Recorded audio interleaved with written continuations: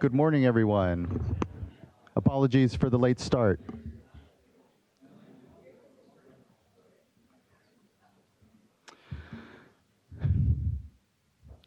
Good morning. My name is Joaquin Esquivel. I'm chair of the State Water Board. Today is Tuesday, June 18th, and it is 9:37, and I would like to call this meeting to order. I'll begin by introducing our board members and staff. With me today are my fellow board members, Laurel Firestone to my left, and to my right, Tam Dodek. Assisting today with staff is Eileen Sobek, our executive director, Phil Wiles, Jonathan Bishop, the chief deputy director, and Eric Oppenheimer, our chief deputy director. And today we have Janine Townsend, our clerk of the board, and Courtney Tyler, who is assisting her. I would like to go through the emergency evacuations procedures. So please look around and identify the two exits closest to you. In the event of a fire alarm, we're required to gather up our valuables and evacuate this room immediately. We're to evacuate to Cesar Chavez Park, which is across the street. Please obey all traffic signals and be careful when crossing the street. I also want to let you know that this meeting is being webcast and recorded, so please speak into the microphone when you come up. And the last and most important item, please be sure to turn off all your cell phones and noise-making devices during this meeting. I'd like to now move to public forum, where any person wishing to speak on any matter that is not pending before the board may do so. I think we have 3 public comment cards. Yes. And we will start with Patrick Higgins from the Middle Eel River Conservation and Restoration, or to speak to the Middle Eel River Conservation Restoration Plan. Good morning, Mr. Higgins. Chairman Esquivel, members of the board, thank you very much. I am Pat Higgins of the Eel River Recovery Project, and what you have before you in a packet is a request for your consideration of funding at the discretion of the board for a Middle Eel River Community Conservation and Restoration Pilot Program. The recovery project works basin-wide in the eel, and we have been doing water temperature monitoring, toxic algae monitoring, fish monitoring. What we're finding is ecological resilience. The Fall Chinook are one of the best runs in terms of resilience in the state, but we do have problems with flow depletion that both cause toxic algae and dewatering of streams. This is a condition that has largely arisen because of economic opportunity. Many people got into the cannabis farming business, and as a result, cumulatively, we have dried streams up. But this is not long-standing, and it's also something for which there isn't widespread acceptance in the community. So cannabis farmers now are undergoing regulation, and there's a general agreement from the conscious farmers that it's necessary. But the restrictions and the requirements are over and above those that are normally required of other industries. The North Coast Regional Board waivers, really good stuff.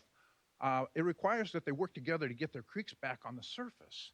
Well, one individual farmer isn't empowered to do that. It takes coordination. And so the planning money that I'm asking you for would allow us to explore what is the water use, what is the historic flow, how much water storage would be needed, what changes in agricultural practices could require less water, and also pollution associated with roads is epidemic in the eel. It's very unstable landscape. And so in the Chemise Creek watershed, one of the 2 focal basins in the Middle Eel we're looking at, they really need help with roads. And if your road's a road, you can't get home in the winter, you can lose a mountainside. When it buries the water downstream, your neighbors can't drink it. So the eel is very unstable terrain, but the organizing climate is better than most people perceive. The cannabis culture, thought to be lawless and, without redemption, I believe that it's a bell-shaped curve and that there are many good operators that were back to the landers originally. Small is beautiful, God's in nature. But the other people who have come later, the county didn't give out an owner's manual. They didn't tell them where to drive a cat or not to drive a cat. And so they need more information. And so also if a substantial number of people, and we have the commitment in the Woodman and Chemise Creek basins, come along, they set social license. Everybody wants to be part of an accepted crowd.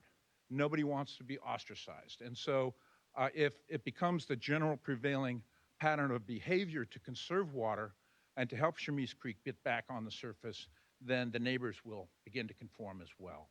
And we're currently working in a similar project in the 10 Mile Creek Basin, a big tributary of the South Fork, and that's Coastal Conservancy money. But 319H money, your state water board funds, you can't do planning now. And so with the cannabis regs, you've precipitated a very substantial need for planning assistance so that cannabis farmers of conscience can come into compliance, and we can make this happen. We're rooted in the community. We are widely trusted, and that makes us unique in our ability to make this change. And if we're able to do this, the Middle Eel Basin is 75 miles of wild and scenic river. We should take you on a raft trip there. But there's no roads. And so regulation and enforcement is extremely problematic. It's like helicopters. And so what if the people in that community came into harmony with nature and into compliance with best practices without the need for enforcement? And I know that sounds far-fetched, but fund this project and I'll show you it's not. And you really need to experiment because your cannabis regulations are causing a great deal of economic dislocation and hardship in these communities.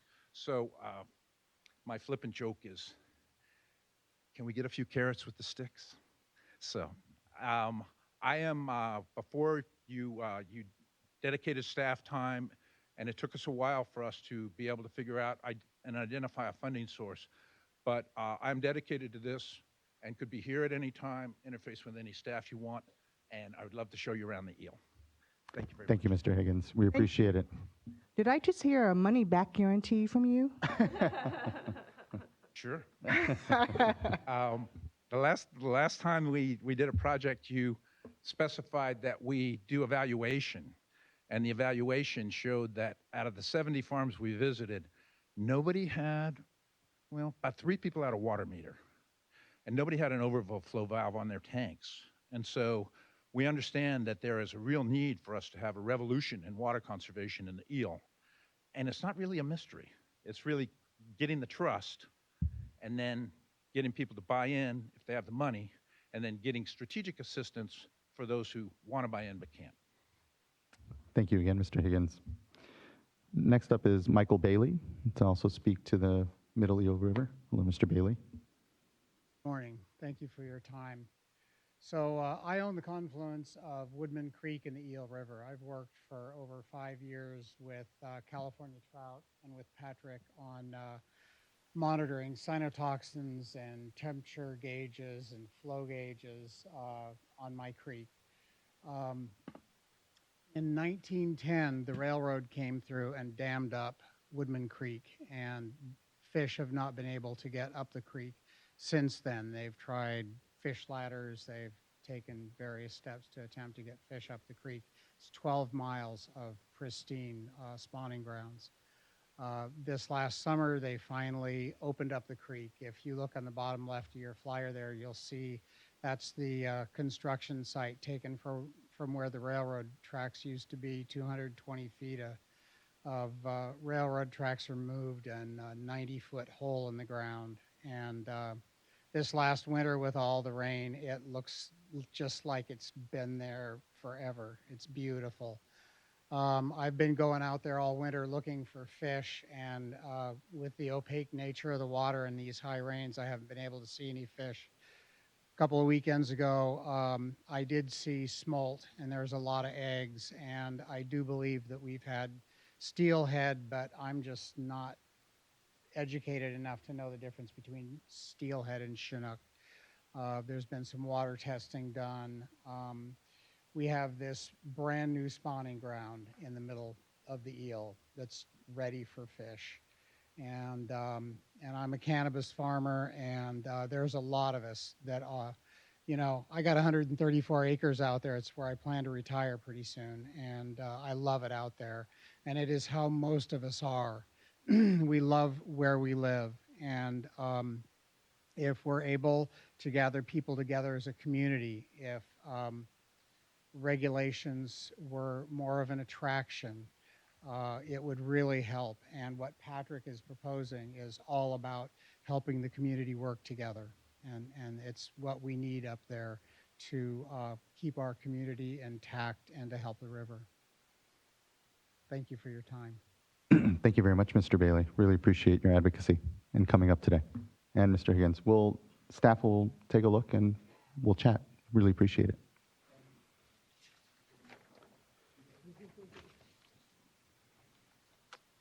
Okay, next the board will consider the minutes for the May 21st board meeting. I'll entertain a motion. Oh, sorry. Public comment cards to here. Sorry, 1 second. Oh, sorry. I put you in my other form. Mr. Gore, wouldn't want to deny you the opportunity for public comment, sir. It was Father's Day this past weekend. I have 5 children and 7 grandchildren.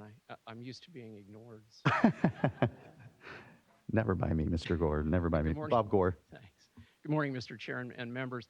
I'm Robert Gore, as you know by now, from the Gualco Group, representing a diverse set of water quality and water fee stakeholders. This past week, we convened in the 3rd of 4 annual workshops with John Russell, Karen Mogus, and Eric Ekdahl. It was extremely productive. We look forward to collaborating to, in Karen's words, addressing, Tam will like this, the cost of compliance instead of fees.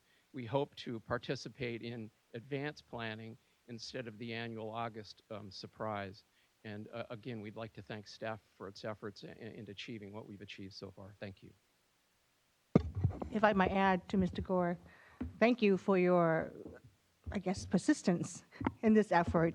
As you know, we initiated the cost of compliance many years ago, and I had hoped then that we would be able to engage many in the ag community in that effort, and perhaps it was just not the right time, and hopefully now it is, and I welcome your re-engagement and continuing engagement, as well as re-engagement of the other stakeholders in this effort, and Vice Chair Diadamo and I look forward to engaging with you on it. Yeah. Yes, thank you, Mr. Gore, and thank you for coming in with a number of stakeholders. You know, it was a productive discussion that we had around fees, and our as all of you know, I'm sure we're a fee-based organization. So every year we have a fees discussion with our stakeholders around those fees.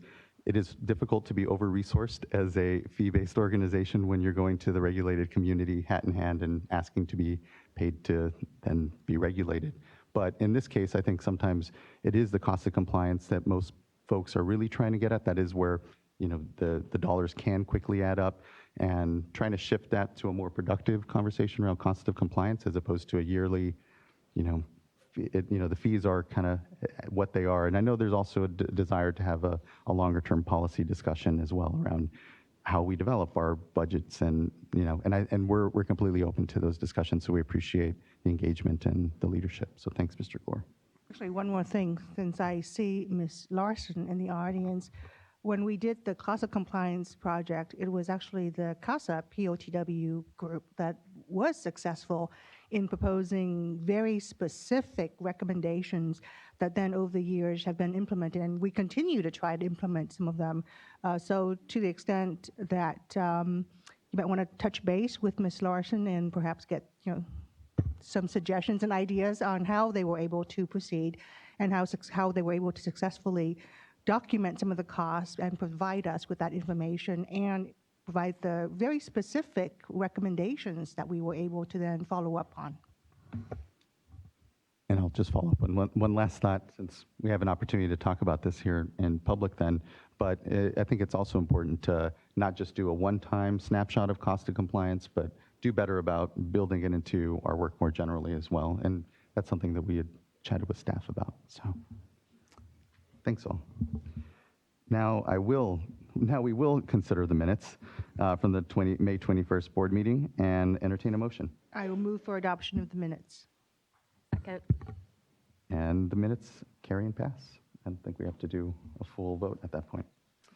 All right, next, items number 2 through 10, unless there is any, on number 2, okay. For number 2, sorry. So we will pull number 2 off of the uncontested list. And can we go ahead and just, do we want to approve items 3 through 10? So moved.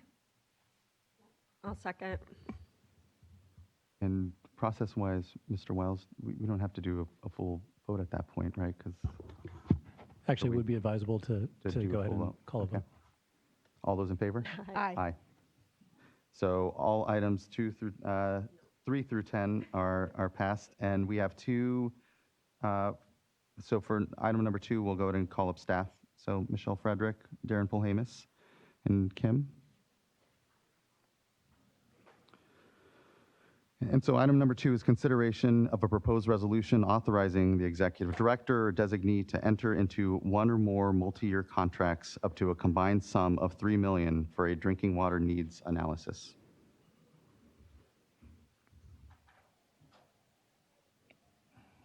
Mr. Polhamus, if you would like to. Yeah, sure. So, good morning, Darren Polhamus, Deputy Director for Division of Drinking Water. This item is to request approval for the Executive Director to enter into a contract for an appropriation we received to do a needs analysis for drinking water throughout the state. So we, on our website, we've posted kind of the outlines of that program. We've held 3 workshops to address different components of it. This is basically a formal matter for the board to delegate authority for the executive director to sign the contract. We're working on the scope of that contract at the moment, and I look forward to hearing the commenters' comments. Thank you, Mr. Polhamus. We'll call up Jonathan Nelson from the Community Water Center.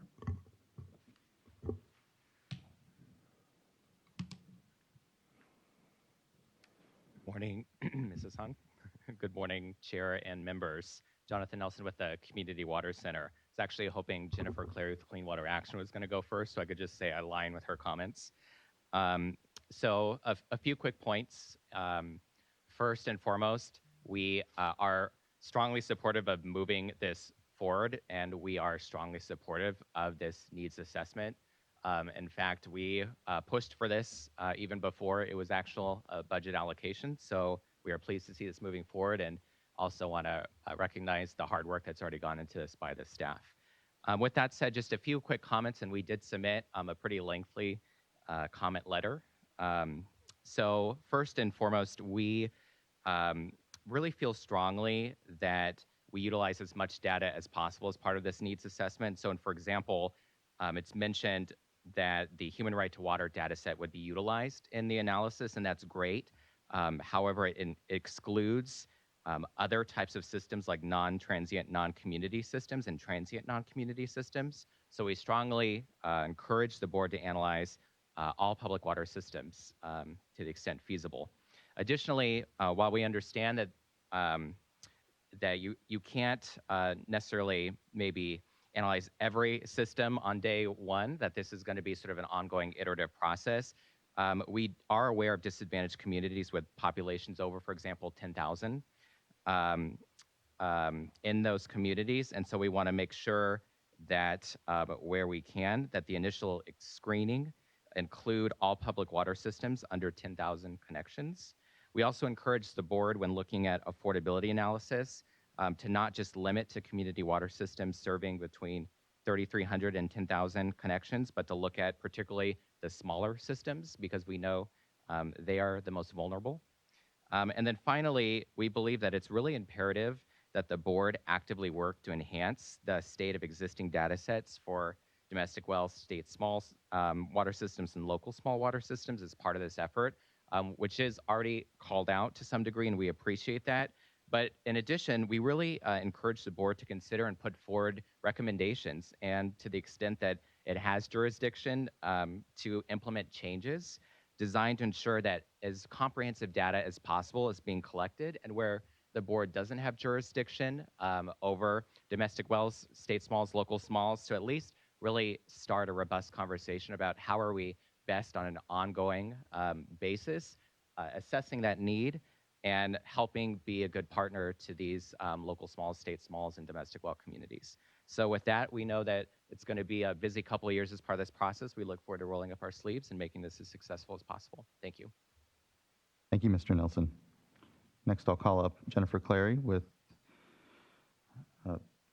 Jennifer Clary, sorry. Clean Water Action Clean Water Action, sorry. and poor handwriting. Yeah, sorry. Good morning, Chair Esquivel and board members. I really appreciate the opportunity to speak on this, and I know it's something that everyone wants, but I put in a speaker card because this is a really important piece because, you know, we're about to get real money, it's crossed, and that means the minute that you have real money, everyone can think of how to spend it. So this needs assessment has to be thorough, and it has to be complete, and it has to be public. And so when I saw the item on the agenda and you're approving the full amount, that's great. But I guess my question is, if you're approving the full amount appropriated by the legislature, then what is your role moving forward? Because you're the public body, and what is going to happen moving forward? We've had some nice workshops. What a needs assessment really needs to do is engage the people who want to put their hand in the cookie jar and grab some of the money, so we can have a good understanding of what needs to be funded, how we decide what goes first and what doesn't go first, because even though we have real money, it's not going to be enough. And so I just wanted to express my appreciation for moving forward on this, but also to try to understand what your role is in this process moving forward and what our role is as well. Thank you. Thank you very much. Any? Yeah, I for think that- Darren. Darren, did you want to? Sure. So we do envision continuing public dialogue as we bring on contractors and start to move forward. It's important to have a continuing public process associated with this. There's lots of people we hope to get help from, and you know, I can say in the draft contract we have you know, different touch points that we're asking the contractors to, you know, facilitate and take input and put in work progress like stuff out so they can get comment. So we've tried to build in quite a bit of that. I'm sure there will always be the opportunity to do more, and so we look forward to comments to kind of adjust along that line as best we can. So I think we have tried to strike a balance between getting the work done and the public input type of thing. We're certainly, you know, really stretching this to make sure that we bring in more data that doesn't exist. I mean, that's really my ultimate goal here, is that use this funding. You know, we've been hampered by, we know a little bit, but not a lot, and there's holes in the data that we do know. And so the real goal is to daylight this. And as all these exercises go, I can assure you right now, we will end with probably more questions than we begin with, but hopefully we do have some different answers that, you know, to build upon from that and look forward to ongoing components. And I believe that this is really kind of, I'm treating this as a starting point, right? We're going to continue to do the needs assessment on an ongoing basis, because it's really, you know, the work's never done until I have 0 water systems on our Human Right to Water webpage as in violation. So. Darren, it might be helpful. What were the 2 workshops? It's 2 that have been held around the needs assessment. What do they focus on specifically, and what are the next public engagement opportunities? Yeah, so there was 3 workshops that were held. The first one, the first 2 were back in January. They were on trying to identify the criteria we might use for water systems that are at risk.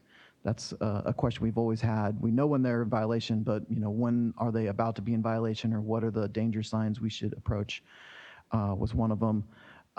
The other one was on groundwater, kind of understanding what tools and modeling data there was information available for determining private well, state small impacts. So USGS has done a bunch of work, and we had some sessions from folks that have played around in that area using what data is available, and where we can take that into doing estimates of water system, or well, private domestic wells, state small water systems that are also in the need of having water quality impacts, and you know, basically need assistance in some form to try to get water associated with that. So that work's going to largely be done in-house, we believe. We believe that we can basically use the data sets that's there, our existing water quality parameters, and come out with some information about that. And we're not just planning to do a state count. We want to try to identify areas of density that, can have different solution sets associated with how we might address them. So extending water systems out into areas of housing density that's appropriate rather than having them all be on private domestic wells and relatively small lots type of approach. So that's really looking forward to that. And then the final one we held in May was a workshop that was basically looking at ways to do the cost estimation. And kind of the knotty question here, as in a knot, tied in a knot, is that it's very difficult to predict how much efficiency you can bring to bear on water systems, and those lower than costs than presume that everybody gets the maximum amount of treatment and can afford it. And all along, we've made really clear that our goal is to try to add efficiencies to these systems, and that often includes changes of scale, regionalization approaches, sharing type of relationships, so that we can have a more efficient delivery component, and then what treatment is available and what treatment's necessary. So historically, when these estimates have been done in the past, they've just been like, oh, everybody's got arsenic, put on arsenic treatment, go home. That's not the way it's worked in reality. People try to find alternate sources. There's other cost avoidance techniques they use. And so it was a very good workshop that tried to, tease out how we can model that in an approach to have kind of an ultimate cost component. Going forward, we don't have anything planned. That's kind of when we bring on the contractor, and so we have it in the contract to do these things. The question is, once we get the contractor on board, and then we try to schedule it. Tentatively, we're looking at. I think the first one up, and I'm not going to recall what it was I was asking for it to be before the year ends. Presuming we can get this contract relatively quickly, and we are trying to break every land speed record known for getting a contract in place with this particular contract because of its importance and nature. But so there'll be several meetings, and we'll just have to work with the contractor on when we can get venues and when we can schedule that and their support for that. But we do want to get those started right away so that they're early in the process and not drag out. So I am sensitive to not bring a final document to someone and say, here, what do you think? It's how do we get their input as we go along? So that will be a key component. Thank you, Darren. I appreciate that the item that's currently before us is just approval to proceed with the contract, getting the contract together and putting it in place. But I believe Ms. Clary's question, while you answered some of it, the part that you didn't answer was, I believe her question was on going forward, what does the end product look like? How do the public get involved? And to what extent are we involved? For example, the 3 elements that you have identified as part of this effort, for each of those elements, what is the end product? Is it something that will then be brought to the board? Will it be something that the public will be able to comment on? Because they are a pretty meaty, significant issue with a lot of policy implications in addition to technical determination. And I believe that's what she was getting at. I think, right, Ms. Clary? Okay, pretty much. Yeah, so I think I understand your question, so if I'm not hitting it, let me know. In this contract, we're basically bringing in expert advice, right? So we're bringing in academics, professionals in the field. We've given them a charge to try to help us estimate the number of systems that are at risk, the costs then associated with trying to get them safe, affordable drinking water, and compiling that in several different fashions. They'll present that information to us. Of course, we have to digest it and use it as we will. It's not like it's necessarily then a question against them. There will be varying opinions, I'm sure, as to how complete that is or whether it was done in a certain fashion. We have set up in the contract ways at which we will, try to say, here's what we're going to propose as methods or cutoffs, ask for comment on that, and then at some point you have to proceed. We'll make all the data available, so if people want to slice or dice it a different way, they'll have opportunity to do that. But it's, in the end of the day, what I see us getting back is some expert advice on costs associated with this, broken down into a lot of different categories of community systems, state small systems, private domestic areas, private domestic well areas that might, be served, other areas of the state that, again, will raise questions about, what should we do in a policy fashion going forward as far as advising them and bringing them forward. And then I think that leaves us at the board at the policy question of accepting that advice or putting our own interpretation on it, and then moving forward as to what we express as we believe the need is for proceeding to address the safe, affordable drinking water throughout the water systems. Sorry. I really see this study as central and fundamental to, hopefully this broader program that allows us to do accelerated and more expansive work to ensure all Californians have access to safe drinking water. And although it started, earlier, and we don't have that full program fully voted and signed yet, we certainly are anticipating that this is going to be central to that program. That program, I think, there's no question, needs a really robust, whether it's required by statute or not, a really robust stakeholder engagement plan. I think ideally this needs assessment is really integrated into a robust stakeholder engagement program that we do around ensuring access to safe drinking water and the funding that we have now, and hopefully we'll be having more so in the future. So I think, I know with any contract, and I know, as you said, you have a lot of touch points in there that you've built in, stakeholder engagement and getting feedback from stakeholders to both staff and the contractors.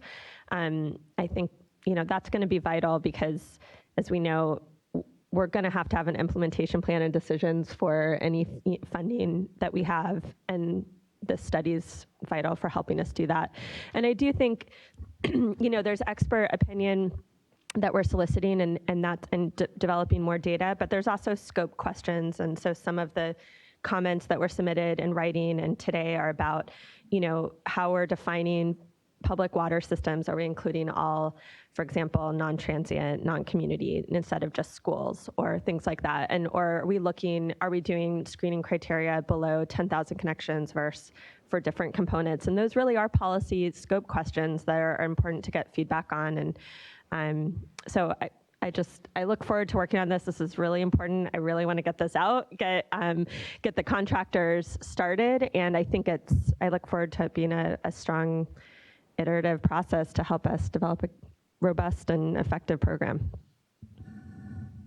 Thank you. Yeah, no, I guess I would just one point to add on to your comment, so definitely agree with it all, is that, we are basically in the scope of work going to spend all $3 million, and there will be work undone, for sure. And will be, in my mind, part of the continuing conversation of highlighting what we weren't able to answer and where we need to go in different areas. So I know people will want things that we're not able to deliver at this point. You would think a $3 million would go a long way, but we're talking about a lot of work, touching a lot of systems, and it's a lot to get there. So I'm super grateful for this jumpstart, because originally I thought we were going to have to do it, on a much leaner budget and build it up over several years. So from my standpoint, I'm very pleased that we get a big jump, and then we will continue to grind on it and work on it over time and try to fill those holes that are identified. Thank you, Darren. With that, I'll entertain a motion. I'll move. All those in favor? Aye. Aye. Motion carries. Item number 2 is adopted and passed. We'll now move on to item number 11. This is an update regarding the status of Phase 1 on the Salton Sea Management Program. And really, the genesis of this is a quick check-in. We last had a workshop actually down at the Salton Sea, and as a follow-up to that, we said that we would check in here in June to see the status of, at that time, easement discussions. And so call up staff and move on to this item then. Or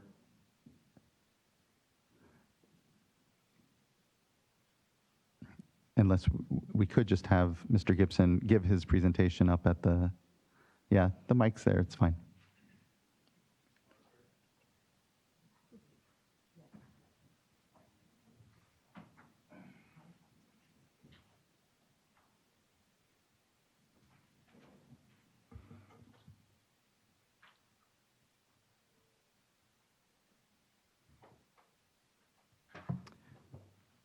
Today we have joining us Mr. Tom Gibson from the Natural Resources Agency. I was going to say Thomas, but I knew he was Tom, so. No one calls me Thomas. Yeah, You're welcome to. is the mic on? It Oh, is yeah, on, maybe I'm okay. not close enough. Yeah, thank you. Okay. So good morning, Chair Esquivel, members of the Water Board. As mentioned at the March workshop, you asked us to come back and provide an update on progress towards obtaining site access to the Species Conservation Habitat Project. So we are back to make that report, and I'll provide you a few other brief updates while I'm here.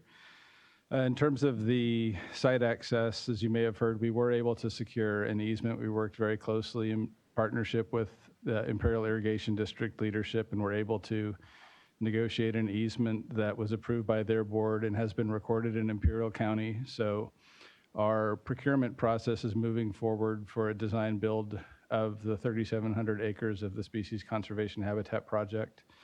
Next steps are we are hoping for Public Works Board approval in July or possibly August of that package. Then the Department of Water Resources will go out with a request for proposals of a short list of the candidates who responded to the request for qualifications. And then we expect current timeline would have construction beginning in July 2020 and completing in December of 2023. So that project is on track, consistent with the timeline that we set back in March at the workshop, or that Secretary Crowfoot had really worked out with IID leadership. In terms of the other brief updates, the Department of Water Resources has continued to increase staffing of its Salton team. They've hired 3 new people, and they anticipate 3 more by the end of July, so they really are building up that program. You may recall at the March meeting there was a discussion about an MOU with Alianza Coachella Valley and the Resources Agency. We subsequently met with Alianza. We collectively agreed we did not need an MOU. Secretary Crowfoot did send them a letter reaffirming our commitment to community engagement at the sea. We've since met several times with Alianza. We've also met with the Leadership Council, and our broader team continues to meet and work with Comité Civico down at the sea. So we are continuing those efforts.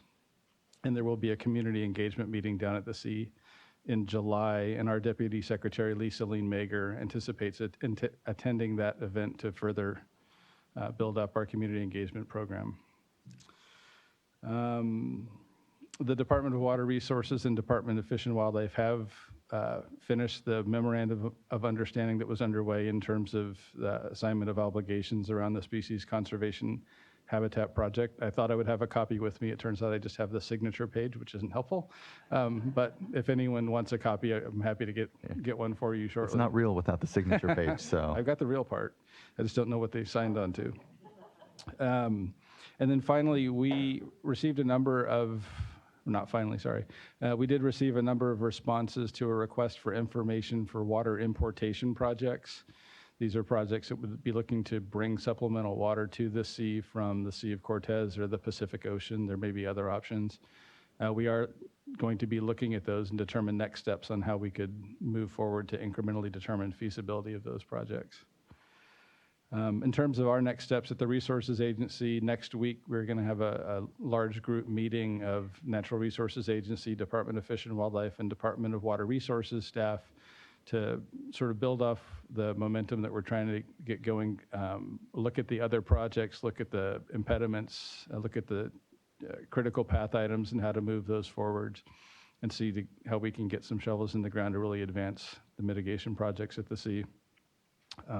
Also really to increase our transparency for folks at the sea and members of the public can more readily access what is the status of the projects and what is happening with any given project. So that's part of building out our website that we're looking to do as well.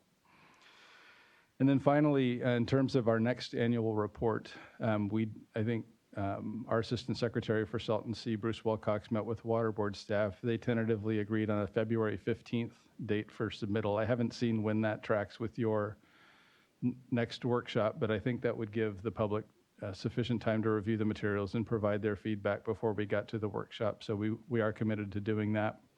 And then we would encourage you to have that next year's workshop at the sea again, as was done in March. I thought that was really great, and we'd love to help you to make arrangements for that.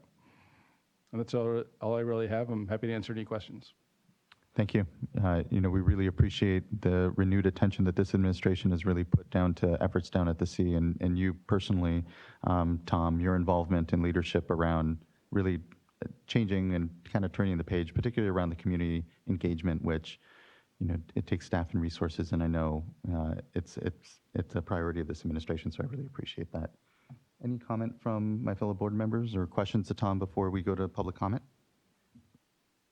Well, maybe I'll wait till after public comment. Okay.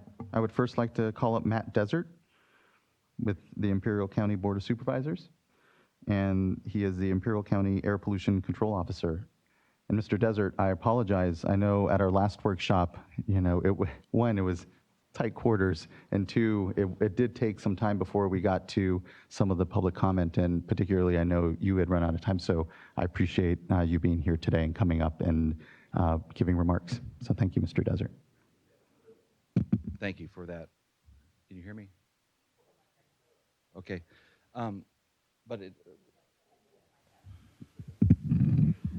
Test, there you go. So it was great to have the workshop at the Yacht Club in Mecca, or the southern Coachella Valley. Was a last-minute change from San Diego area. And the environmental justice groups, both in the Coachella Valley and the Imperial Valley, and all citizens need to be involved in this process. And recently I've had a real awakening about the environmental justice groups and my efforts and works with Committee Civico with the 617 language for air pollution issues in Calexico, Heber, and El Centro. But back to the comment. Yeah, so my name's Matt Desert. I'm the current Air Pollution Control Officer for Imperial County. I'm here delivering a message from the Board of Supervisors. I'm going to read it into the record, and then I have some short comments of my own separately. So a little bit of past back.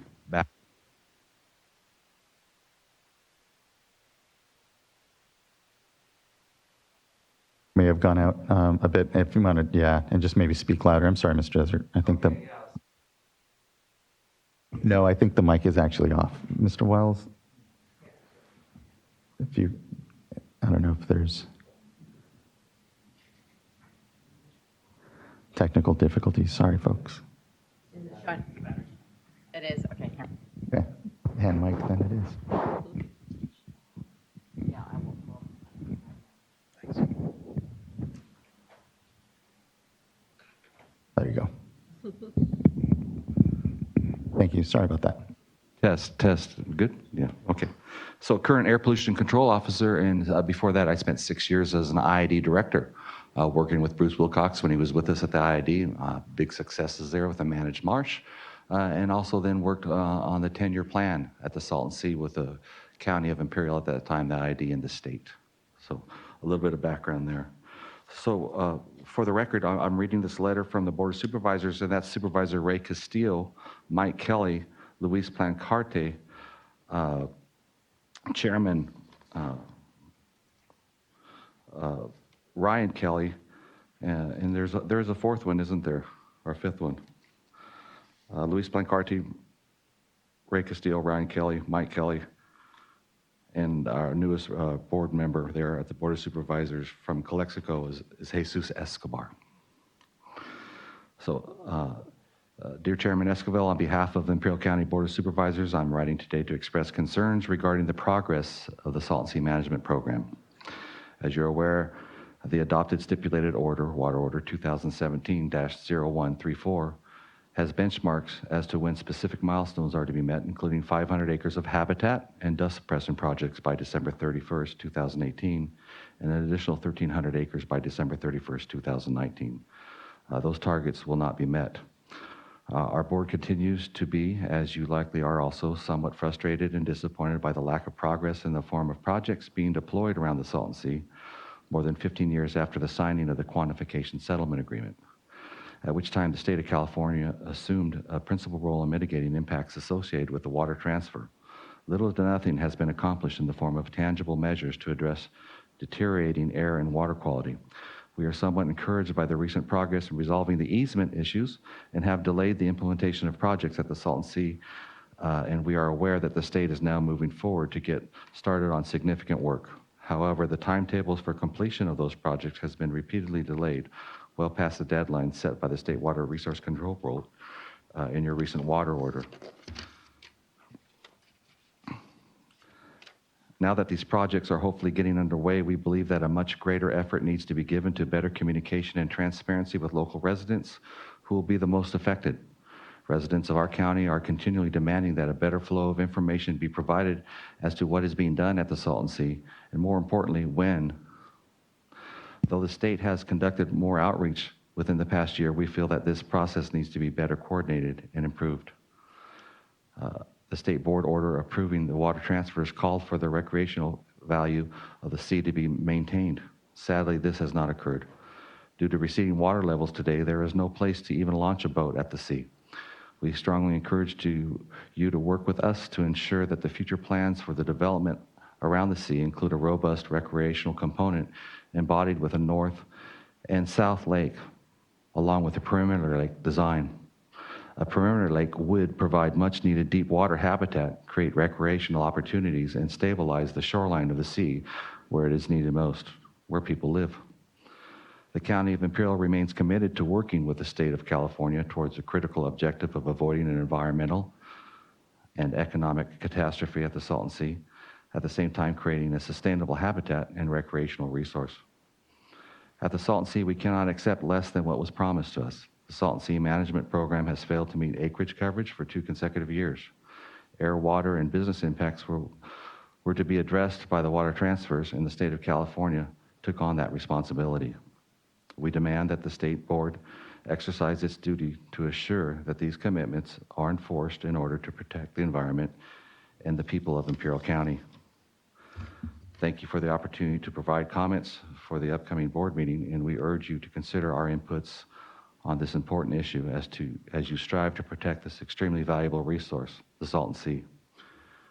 Should you have any questions or need additional information, please contact Ryan Lee's phone number. So this letter was asked for me to be presented to you today. I'm the messenger. And that's from the chairman of the Board of Supervisors, Ryan Kelly. Now, as the air pollution control officer and some background with the irrigation district and the 10-year plan, there's some specific numbers or components I'd like to share with you because it's such a large project. It's such a large issue. So at the end of 2018, the playa exposure had increased by 8%, while the emissions increased exponentially by 41%. There was also no projects implemented on the Salton Sea. So if that continues, we will get to that tipping point where the Salton Sea will effectively be a much larger and potentially worse problem than Owens Lake was. At this time, some of the monitors are starting to reflect these type of activities at the sea. It isn't there yet, but it's that tipping point, that smart plan that we're trying to stay ahead of. At the Red Hill Bay project is supposed to support both habitat and air quality. The construction began in 2016, however, still is not adequate funding to complete the project. Due to the disturbance on the soil on the construction project, this site is now more emissive than any other area on the playa. We have been observing saltation dust events coming specifically from this project since construction began. Now the public is documenting these events via video camera and posting on social media. And you could recognize that it is Red Hill Bay by the other construction background and components of the landscape. So it is a concern. The design of Red Hill Bay is a concern also. There's so many acres of habitat around there, private and public habitat. For your record, there's over 18,000 acres of ground that has served Imperial Irrigation District water, reasonable and beneficial use water for private and public duck and habitat clubs, including the Sonny Bono Refuge, a federal facility. On the permitting front, the permitting for the Salton Sea project shall be a priority. The lack of project completion due to permitting is unacceptable The state of California should be working closely with these agencies to get the permitting fast-tracked and completed. We have had success on those right-of-way issues, and it has been frustrating for all of us. And sometimes those decisions are being made by others at a different time. I'm almost done here. In addition to those permitting issues of right-of-ways, there's an additional issue coming before us, and that is that the Army Corps engineer permit that is the current discussion and confusion as it pertains to the historical sea shoreline where the QSA was signed at the elevation of 231. So the next hurdle on these projects after the right-of-way issue is this elevation, the historical elevation that was the Salton Sea when the QSA was signed, negative 231. Thank you for your time today, and just the messenger. Thank you, Mr. Desert. That's appreciated. Next up will be Frank Ruiz from Audubon, California. He'll be followed by Brooks Hamby, who will then be followed by Jennifer Binstock. And giving folks 5 minutes. Mr. Ruiz, good to see you. Good to see you. Thank you, Mr. Chairman, and thank you. I want to thank all the directors of the board. My name is Frank Ruiz, and I am the Salton Sea Program Director for Audubon, California. And I want to give kudos to the state and IAD for finding ways to resolve the easement issues. However, that is only the tipping point of, the solution. We hope, that this will create a dominoes effect. We hope, that the implementation of the 10-year plan now becomes a reality, and any other hindrances, we'll be able to resolve. But I definitely think, this is a good beginning, and I want to give the state and the IAD credit for it. On the same token, I want to thank the state for considering a feasibility study for the North Lake plan. It is no secret that we need really badly. We need habitats for the avian communities. The diversity is definitely changing, and communities are in need of some kind of recreation and economic benefits. So this effort, this endeavor will bring multiple benefits that will be good for not only for the environmental world, but it will also be good for all the communities that highly depend on the economic benefits of this region. And I think last, I wanna say that and some of my colleagues will make some comments on engagement issues, but bringing the communities together to have a better understanding of the nuances of what it takes to bring everyone together, finding that kind of commitment and compromising with each other. I think, it is the key to bring any possible resolution. I want to agree with Matt that, the clock is ticking. We don't have a lot of time. Things are getting worse by the minute. But I think, that it is with commitment and compromising that we can move things forward. Thank you very much. Thank you, Mr. Ruiz. Next, we have Brooks Hamby. He'll be followed by Jennifer Binstock, who will then be followed by Laurel Elkai.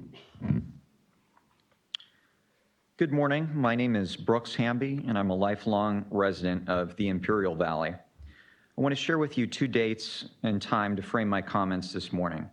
The first is 2003, and the next is 2019. In 2003, I was a 6-year-old first grade student at Witter Elementary School in Brawley, California, and Gray Davis was then the governor of California here in Sacramento. Later that year, the QSA was signed, pledging water transfers from our community to the sprawling coastal plain of Southern California. These transfers were only agreed to based on the promise that the state of California would, quote, undertake the restoration of the Salton Sea ecosystem and the permanent protection of the wildlife dependent on that ecosystem, unquote. Much has changed in California in the last 16 years. 16 years ago, I was sitting at a small desk in first grade practicing addition and subtraction, and as of 2 days ago, I graduated from college. 16 years ago, Gray Davis occupied the governor's office, and 1 recall and 3 occupants later, one Governor Newsom now does. And while 16 years ago, the Salton Sea hosted over 400 species of birds and wildlife, 2/3 of the birds have now gone away, and 99% of the fish, and as Imperial County now ranks as the home of the highest childhood asthma hospitalization rate in the state of California. 16 years should have represented considerable progress toward the California dream for all Californians. Instead, the past 16 years have represented mostly dreams deferred and broken promises for the people of Imperial Valley. In a time when we're talking a great deal about California values, I think it's important to define what exactly that means. Perhaps the most core belief is recognizing and elevating those that have been forgotten and made invisible. In the past 16 years, the state's economy is vastly larger and its civic leadership much more inclusive. How this state commits itself to answer the silent public health and environmental crises at the Salton Sea and to finally honor its promises will be a real test of our California values and our collective commitment to serving all Californians, not just when it's convenient, inexpensive, and politically expedient. The failed leadership of the past 3 administrations for the Salton Sea is only a set of opportunities for the current one.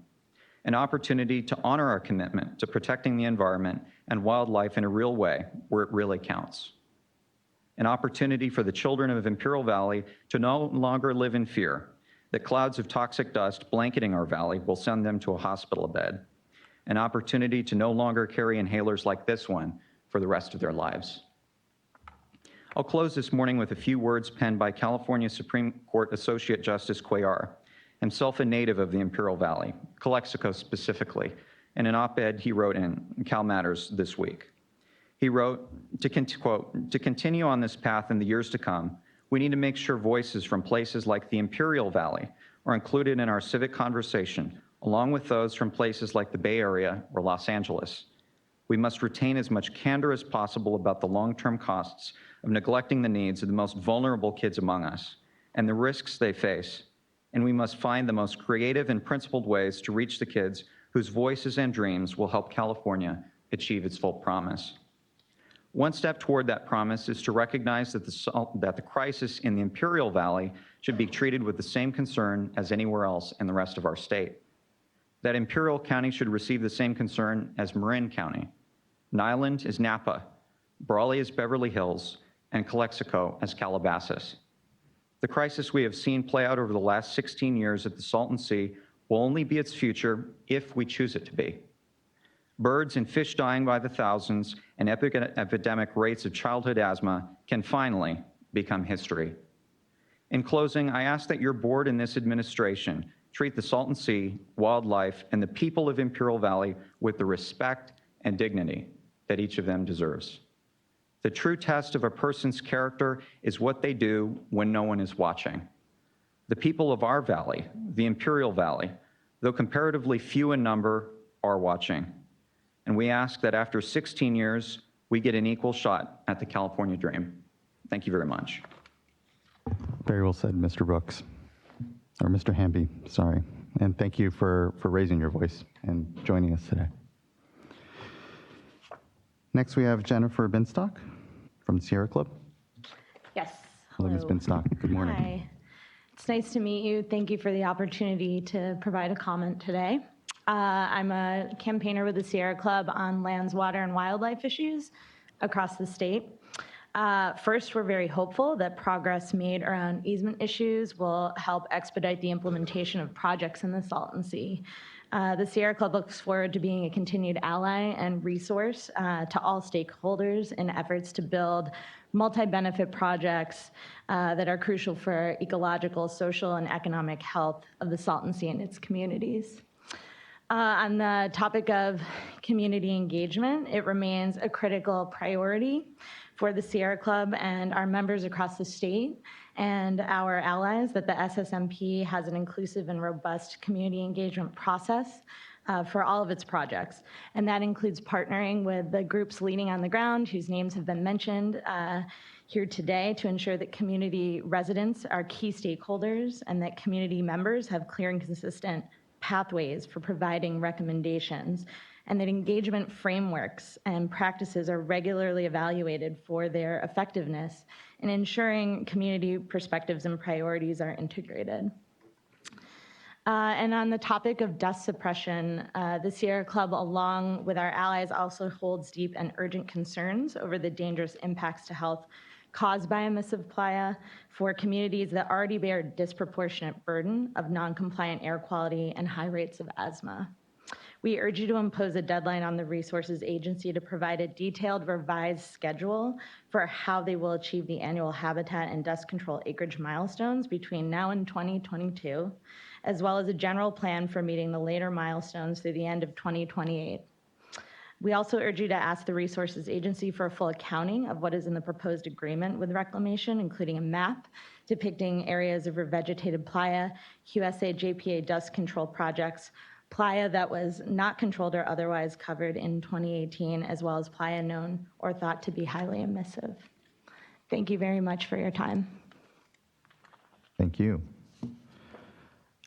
Next, we'll have Lauren Elachi with Alianza, who will be followed by Michael Cohen from the Pacific Institute, and we will round off the public comment with Pablo Garza from the Environmental Defense Fund, unless there's anyone who haven't called yet and you are wanting to speak, and if so, quickly get a card to Janine.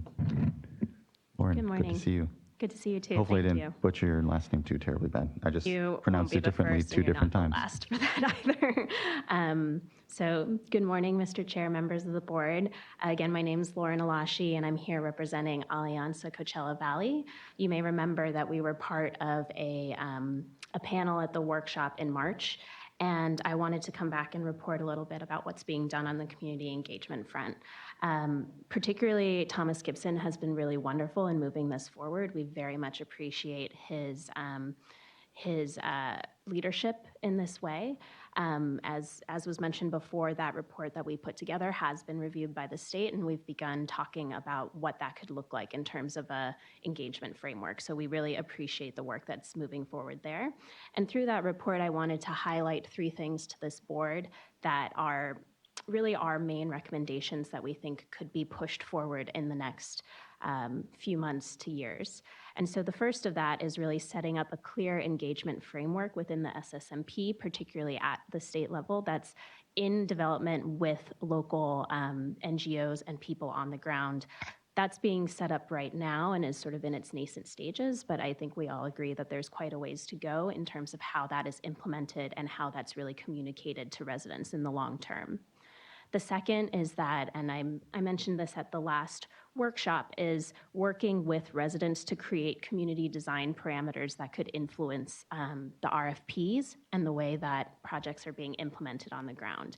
And so that's incredibly key for how we are able to actually visualize and sort of implement community voices and resident input in ways that are actionable and practical for what works within the state, realizing that there are many parameters and restrictions that they are under too in terms of how projects are built, but really thinking of ways that residents can be brought into that process in a way that is clear. And the last, and I think, everyone has said this today, and no one is under the impression that time is a luxury for this issue, but the last is that really thinking about where pilot projects or initial phases that could immediately benefit community through community amenities could be implemented at the Salton Sea. And that is incredibly vital for these communities, many of which are disadvantaged where you've been before.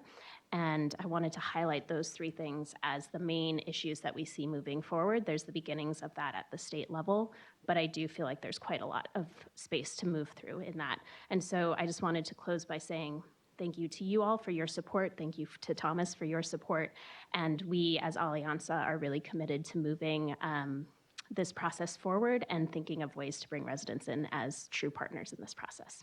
Thank you. Thank you so much for your engagement and leadership. Next, we have Michael Cohen from the Pacific Institute. Mr. Cohen, It's good to see you. Chair, thank you, and members of the board, thank you for holding this update. I really want to thank, I think actually the board and Mr. Gibson and the agency for finally moving past some of the challenges that have been holding up progress at the Salton Sea. I think really it's the new political will demonstrated by the governor himself and the new secretary, and the milestones established by this board that have created, I think, a dual function to move us to overcome some obstacles, to shine some light on action or lack thereof. And I think we have to give a little bit of grace to the new administration because it takes time to get a program up and running. I was very encouraged to hear that there's already new hiring, they're staffing up, and new additional hires will be made in the coming month or 2 months. So that is very good news indeed. But I think the other key challenge that we're facing now is laying out the path forward, and part of that is the responsibility for reporting on what the agency is doing and what the various actors are doing. So we submitted some comments a while back. My understanding is there might be a letter in the works that responding to either the comments generally or some requests that members of the board had for additional information on the annual update. So I think additional transparency, as we heard from some of the previous commenters, would be very valuable in terms of what the actual budgets are, how much money is actually being spent on this, who's actually doing what is some of the cooperation between the various different agencies. So there was a task force established under the previous administration. Is that ongoing? How are those conversations going between the agency itself, which is moving forward and dedicating staff and demonstrating commitment to moving things forward? How are some of the other agencies moving forward? What's the coordination with air quality and some of the air quality responsibilities from upstairs, frankly? How is that being coordinated? So some of the questions we raised, and frankly, you raised as well at the March update, getting specific answers prior to the next reporting period would be very good.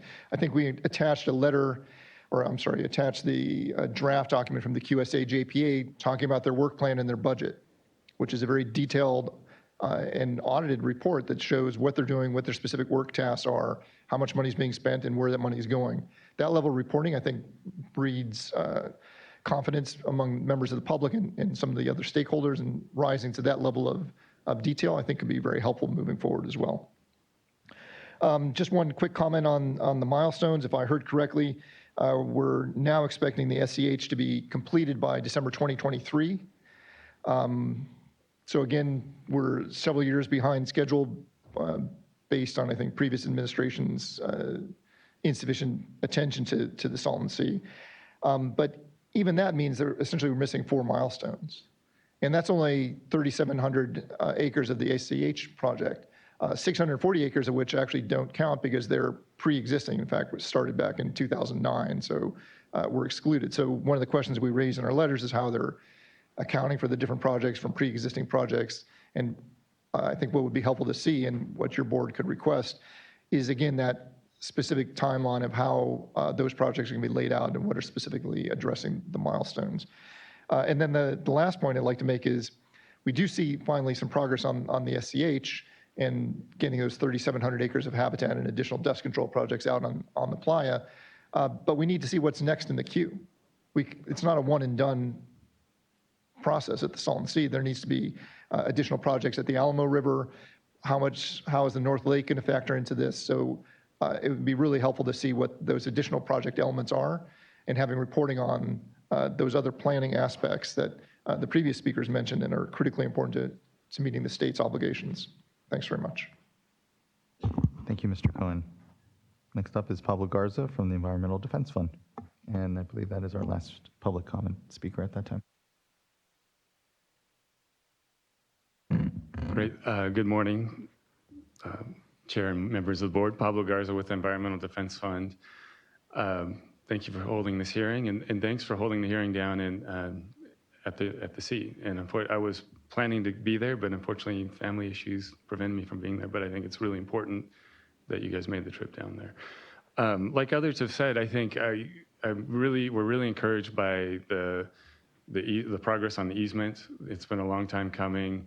And I want to commend the Newsom administration, Secretary Crowfoot and Deputy Secretary Gibson, as well as Imperial Irrigation District for really getting this done, taking a leap of faith, to sort of put this together, and I think it bodes well for more progress. And I think about 6 months in, I think we give you guys an A+. The Newsom administration, an A+. I hope that in 3.5 years, we're still saying A+, and maybe even longer. But there's still a lot of lingering concerns because, as others have stated, this is 16 years with no on-the-ground progress. So there's a lot of issues, a lot of questions that still need to be addressed, and it's not meant to sort of beat up the new administration, but we need to take action to compensate for what didn't get done in the past. Let's see.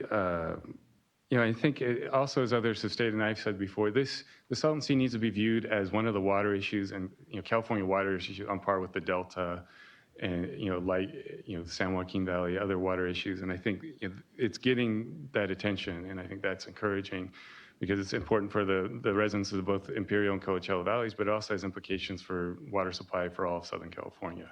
So it truly is, in a lot of ways, a statewide water issue that we need to pay attention to and we need to take care of.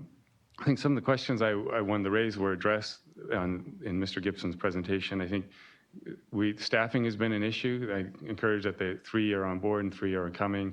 One issue we would raise is we think it's really important to have staff in the region to do the projects. And I know that the administration has heard that from us in the past, and I know there's the Bermuda Dunes office, but most of the DWR and Department of Water Resources staff are based in Sacramento. It's a great team, but I think it's just goes a lot further to have people locally based. We're encouraged that most of the funding for the 10-year phase 1 plan is in place. It's largely bond funding, and that's good news, but we need to think about operations and maintenance funding as well, both for the SCH project and other projects that need to be done under the plan. We're encouraged that the Department of Water Resources staff reached out to us recently to talk about this issue, so we want to engage in that conversation constructively to see endowments or other options can be made available. We're really good in California at passing bonds to do capital projects, not as good about taking care of those projects once they're in place. It's clear, as Laurel knows well, and the safe and affordable drinking water is one of the issues, and that's great news. And then finally, I'll just flag governance. There's been kind of a conversation going on about the governance of the program. I know Department of Water Resources is undergoing a reorganization. There's a bill in the legislature, the Water Foundation Commission to report. So I think we want to be part of that conversation as well. And I think I think we could argue for days about the right governance structure, and then there's pros and cons to all of them. I think the important thing is leadership and the right people. I think locally based staff would be helpful, but I think let's move forward on that and not spend too much time, because I think leadership, which we are already seeing, is probably the most important ingredient. So thanks again for holding this hearing, and look forward to continuing to be engaged. Thank you very much, Mr. Garza. Any comment from fellow board members? I'll just say thank you to all the folks that traveled to be here today, and to Mr. Gibson for participating today. I think, this issue is extremely important to the board. It's one that we have an important role to provide a public forum on, and we really see ourselves as part of the team in making sure that we honor as a state the commitments that we make. I think the problem of how we make up for the many years of inadequate progress is one that I think can only be made up for by the strong partnerships. And it was really exciting to see, first of all, that we made the progress needed on the easement, which is frustrating that it took that long, but it's great to see that moved quickly, and appreciate on all sides making that happen, and just the partnerships from folks in the area and from different agencies are going to make this go a lot faster and a lot further if we're if we're all working closely together. And I just want to reinforce that I'm the liaison for this region. I think the regional board obviously cares deeply about this as well. There's going to be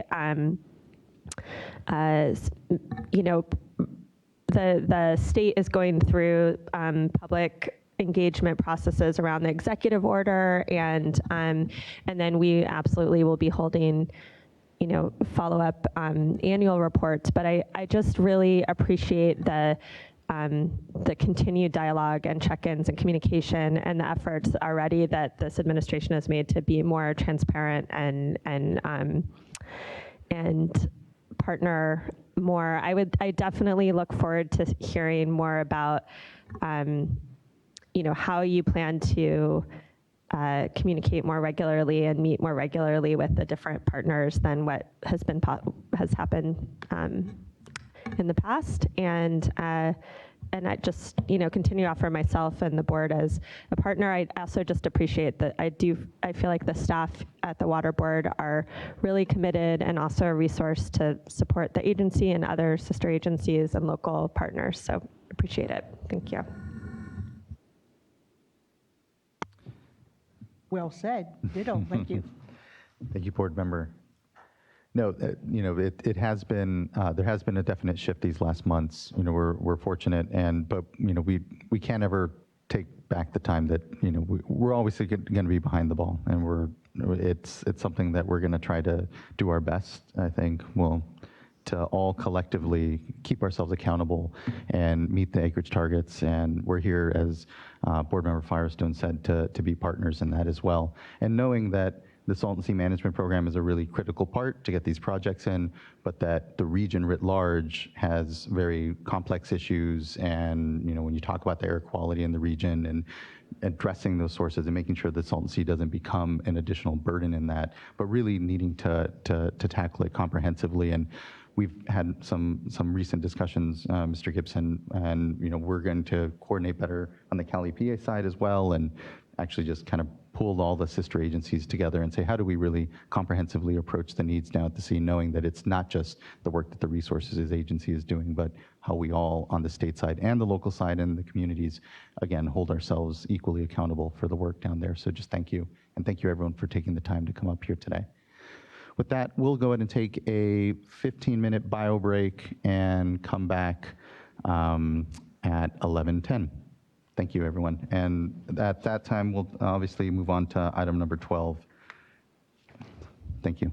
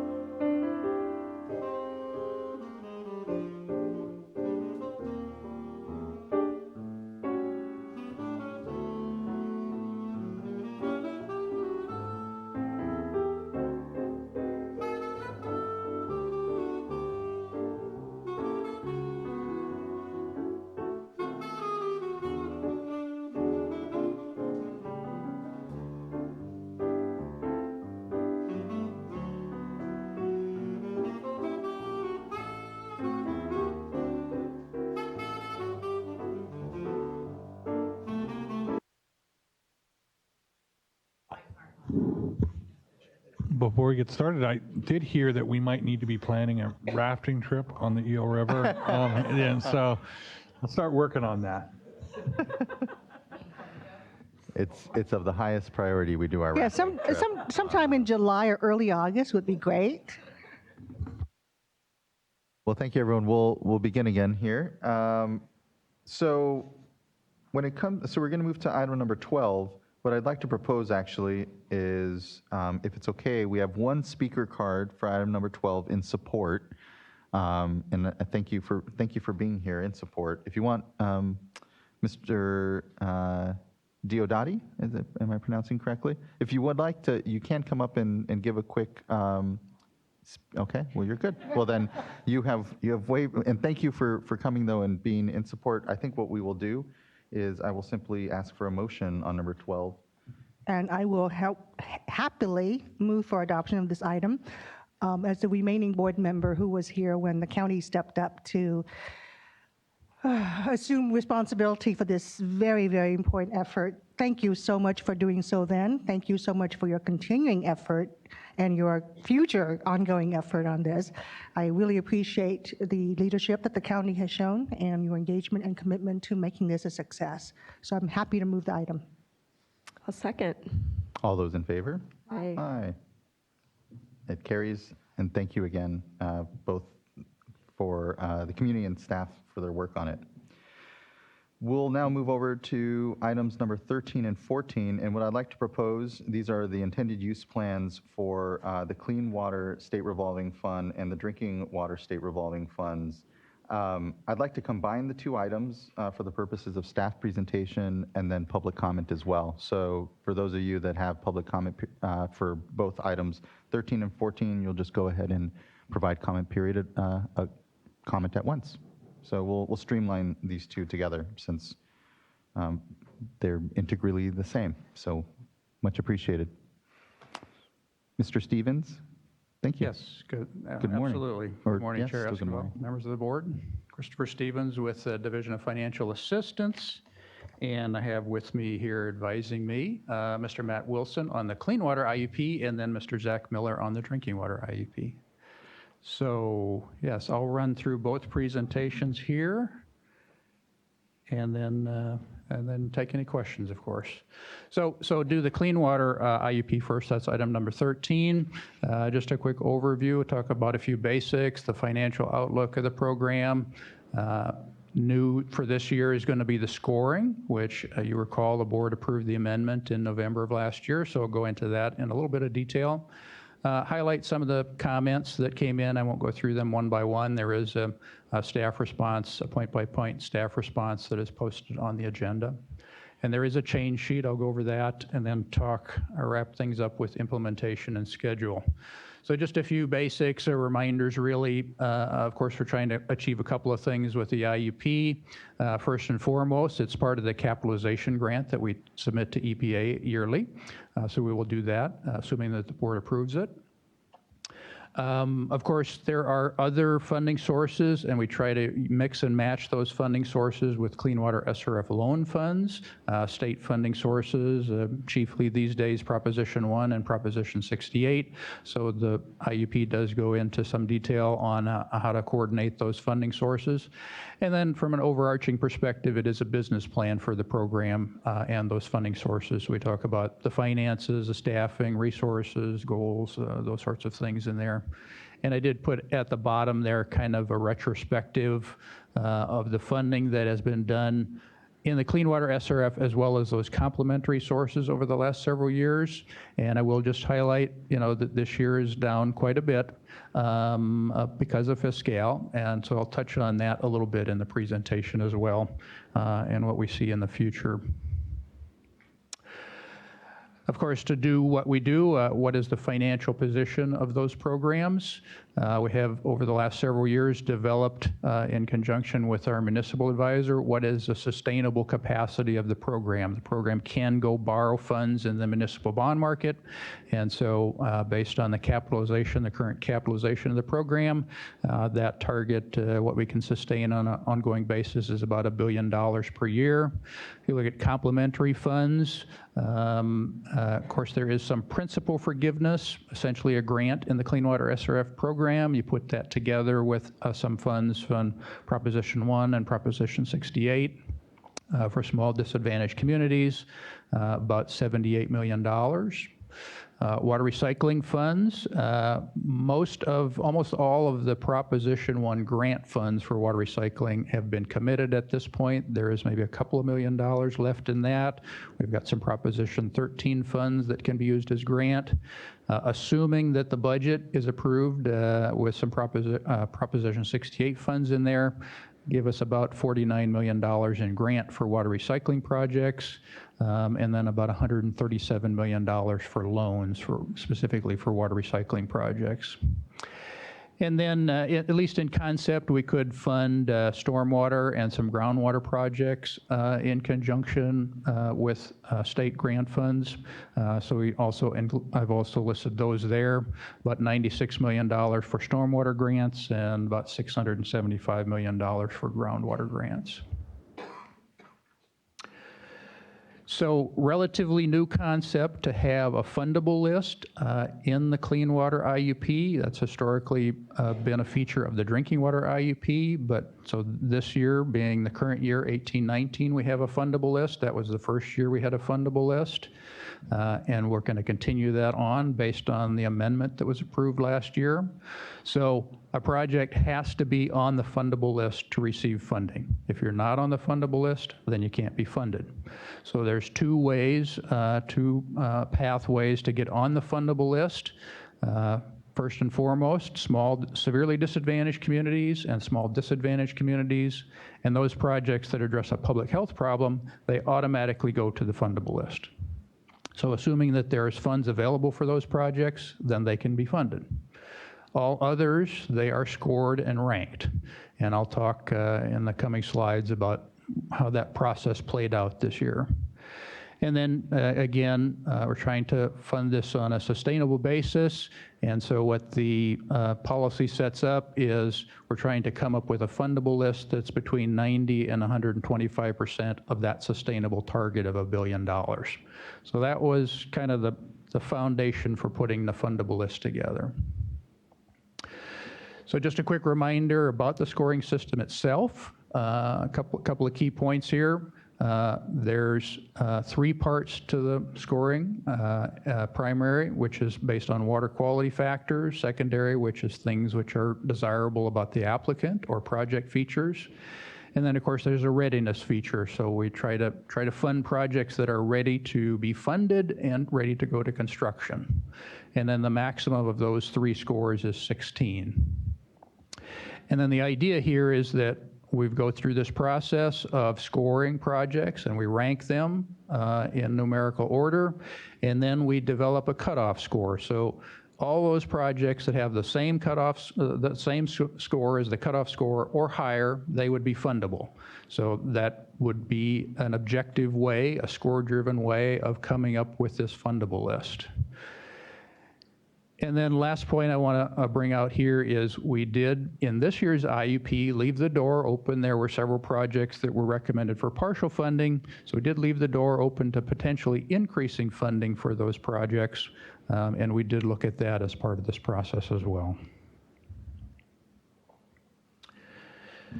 So just a quick summary of what are people asking for, and what is the starting point for this process? So I've alluded to, there was quite a bit fewer projects than typically financed this year. So consequently, we have quite a few rollovers from this year's fundable list to next year's fundable list, almost $1.5 billion. We're adding 70 new small, severely disadvantaged and small disadvantaged community projects from last year. Loan funds or amount requested is relatively modest in comparison, but a large number of projects, so basically doubling right there, doubling the fundable list. Then we had 97 projects which we scored, and I'll talk about that in the next slide. There were also a dozen projects. They're working towards next year's fundable list, so they weren't scored per se, but just so you're aware of that. So what was the process? So those 97 projects, so the first thing we did is staff filled out a worksheet based on that, that three-part scoring process. So that's, you know, a 4 or 5 page worksheet.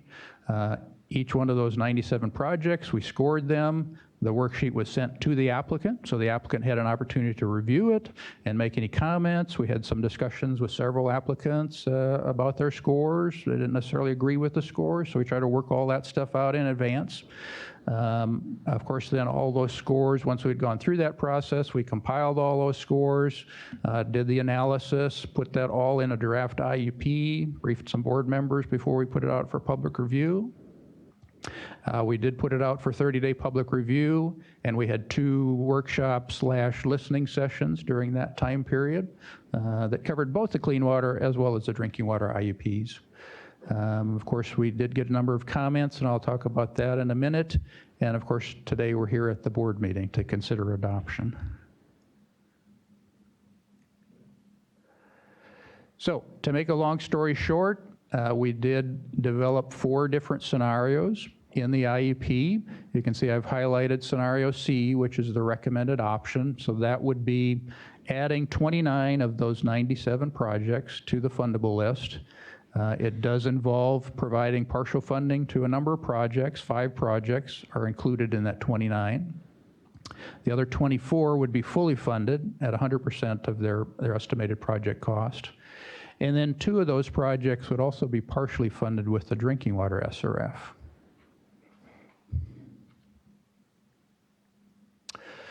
So like I say, I'm not going to go through all the comments, but some of the significant comments to talk about that caught my attention. So this first comment is sort of a repeat from last year. There seems to be a persistent idea that we make commitments to projects year by year. In other words, that there's a 2019 set up pot of money, there's a 2020 pot of money, a 2021 pot of money. And that by making commitments to, in particular, projects for partial funding, that we're only making those commitments for 1 year. And therefore, we could provide additional funding to those projects if we then made commitments for future years, since they're going to be fairly large projects and their cash flow is going to be over a number of years. If that's how we ran the program, then yes, that would I would agree with that comment. But we run the program on a cash flow basis. Really, our cash flow horizon is about 4 or 5 years. We have a very long history of disbursement records, so we have a very good model for how quickly money is going to go out the door. If you look at, and you can see that in Appendix A, there's a 5-year cash flow forecast in Appendix A that shows all of that forecasting that we do about cash flow. And in fact, if you look at those numbers right now, the money that we've promised to give to people is about $2.4 billion. So that represents about 6 years worth of money coming into the program. So yes, I understand that projects do take a long time to construct, and the board could make additional commitments to those projects beyond what we've recommended on the fundable list. But the consequence of that is that there would have to be fewer commitments in the future. So the board has that option, but the consequences would be that either you would have to reduce commitments later on in order to balance out that cash flow. As I say, we did look at providing partial funding. We did partially fund projects in last year's IUP, and we looked at providing some additional funding to that. So how we went about that was there were 3 projects on this year's fundable list. We looked at those projects, and we scored them as though we were scoring them today. So we didn't score them originally to get on the fundable list, but we ran what would be the score if we scored them today. So one of those projects did score a 13, the other one scored 12, and I forget what the third was, but it was below the cutoff score.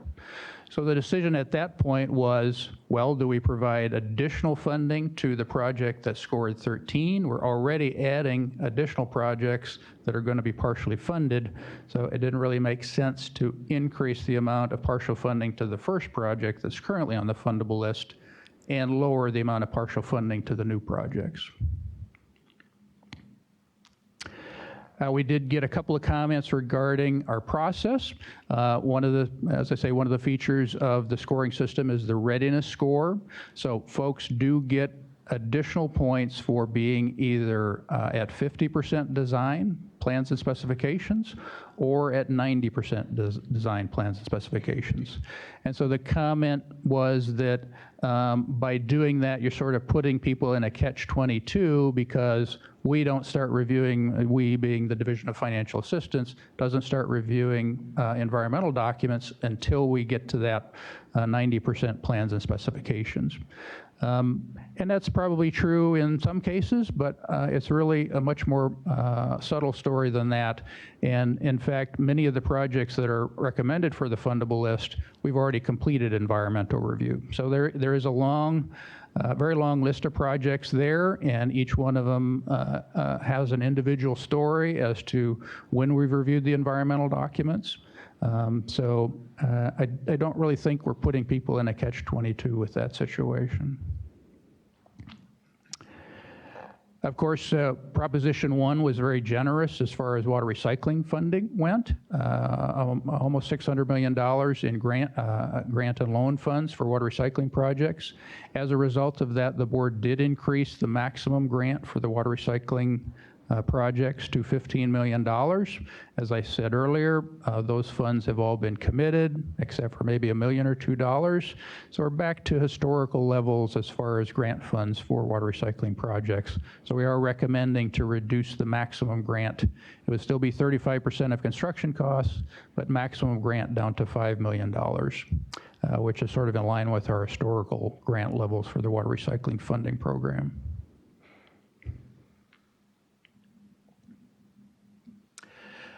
Had a number of comments regarding increasing program capacity. That's certainly an area that we're very aware of.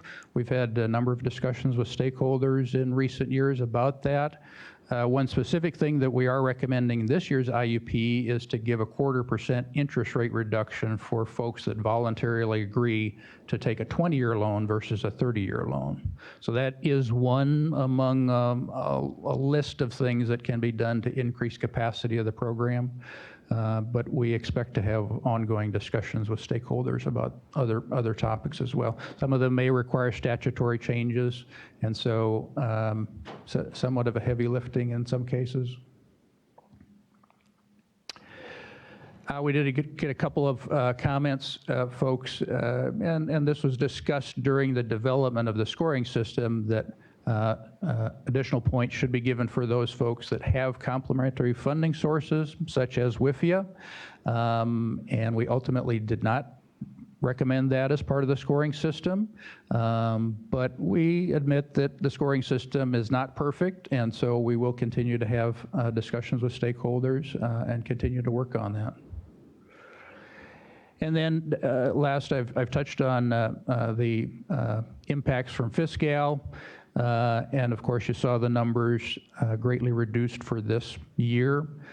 We do expect that there is going to be an ongoing impact from Fiscal. We think we're over the largest part of that conversion. That was the biggest part of this rollout of Fiscal, is to convert all the past agreements. We had 400 to 500 agreements that had to be entered into the system that were already executed. We do think there will be some ongoing impacts, but we are prioritizing both new agreements and disbursements, certainly small disadvantaged communities. That's a factor in the prioritization. Understanding that people are in the middle of construction, so if they've submitted a disbursement request, that's certainly a factor to take into consideration. And project timelines and deadlines.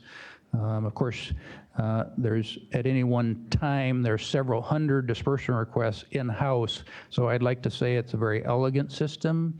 That would probably be overstating it a bit. But like I say, we're trying to prioritize those things as best we can. So change sheet, so a couple of changes to highlight here. We did mistakenly identify San Francisco Public Utilities Commission as their project that's on the fundable list as being invited to submit a WIFI application. That was incorrect, so we're going to correct that. We did have on this year's fundable list, we had 3 Silicon Valley clean water projects. Originally, we had worked with the applicant and thought we would roll over one of those projects, and it was sort of a package deal, and they asked that we would just roll over the one project, and then they would have all the funding go to that one project. Things have changed, and so we're going to roll over those 2 additional projects that we didn't originally put in the draft IUP. And then also received a comment from City of Stockton about their scoring process. So even though we did go over the scoring with the applicants individually, it is the first time we're doing this, and so we recognize that. And so on further review, yes, they should have been scored as a 13. So we looked at a number of different options for adding them to the fundable list. Ultimately, we decided that the fairest thing to do would be to add them as another partially funded project at 31.2% of the requested funding. That way we wouldn't decrease the partial funding percentage for those other 5. We would just add them. So consequently, the total of the fundable list is going to be a little bit above that $1.25 billion. I think 31.2% in the case of Stockton works out to about $45 million, somewhere in that neighborhood.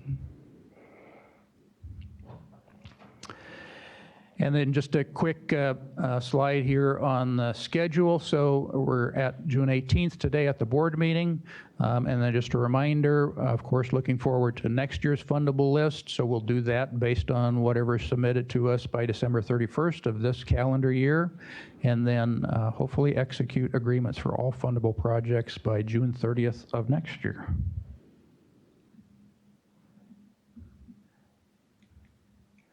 Okay, so I'll switch over to the drinking water IEP.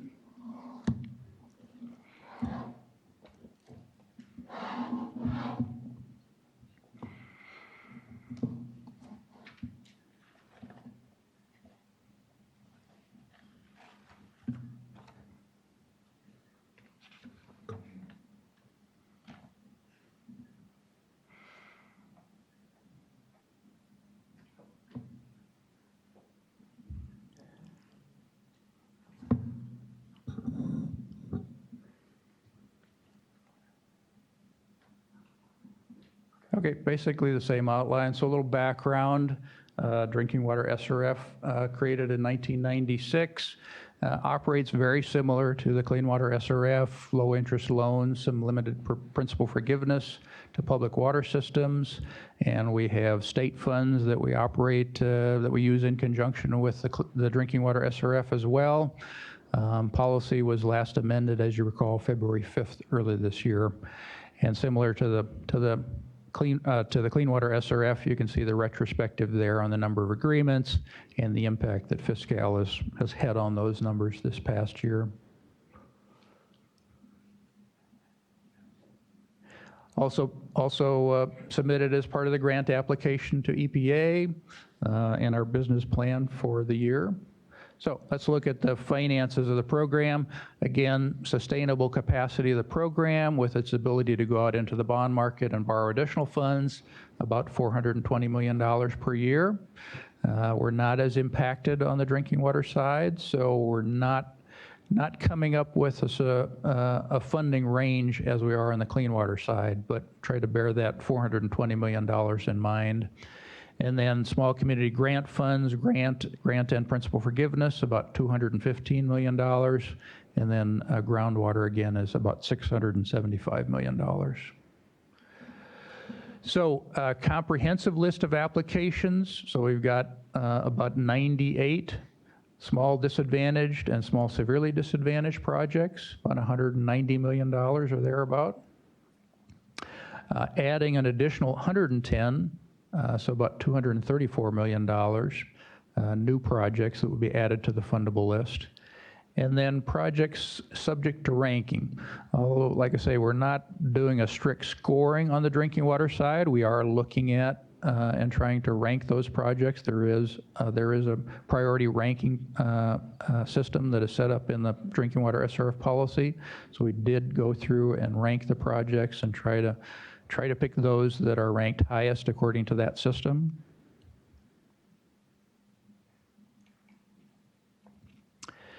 And as with the Clean Water SRF, there is a fundable list. We've left that a little bit more open than on the clean water side. So if projects are not making progress that are on the fundable list, but there are other projects that are making good progress, the Deputy Director of DFA does have the ability to add those projects to the fundable list. As I say, we're not quite as impacted on the drinking water side as we are on the clean water side. But essentially the same sort of approach there. You have to be on the fundable list to be funded. Small, severely disadvantaged and disadvantaged projects automatically go on the fundable list. And then we did go through this ranking process for the other projects. So what did we come up with a fundable list? So here's a summary of that. Small water system planning projects, about 80. Large water system planning projects, about 4. Bulk of the workload there is small water system construction, about 116 projects, and then large water system construction, about 50 projects. So in total, about 250 projects with an estimated loan about almost $1.2 billion, and then grant and principal forgiveness requested about $368 million. So let me go over a couple of comments here. Of course, we did get some comments regarding the delays due to fiscal. I think I've talked about that. We do expect that it will continue to have some effect on the programs, but we are prioritizing things to reduce that backlog and get back to a new normal. Probably not the old normal, but some new normal.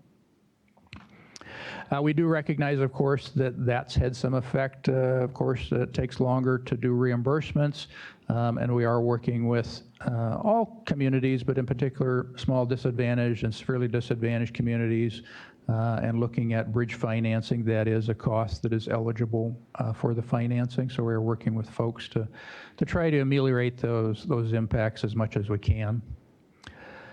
We did get a number of comments regarding technical assistance and performance measures, in particular relating to water leak audits and those sort of things. And so those are issues that we do take a look at when it comes to developing a budget and a work plan for the set-asides.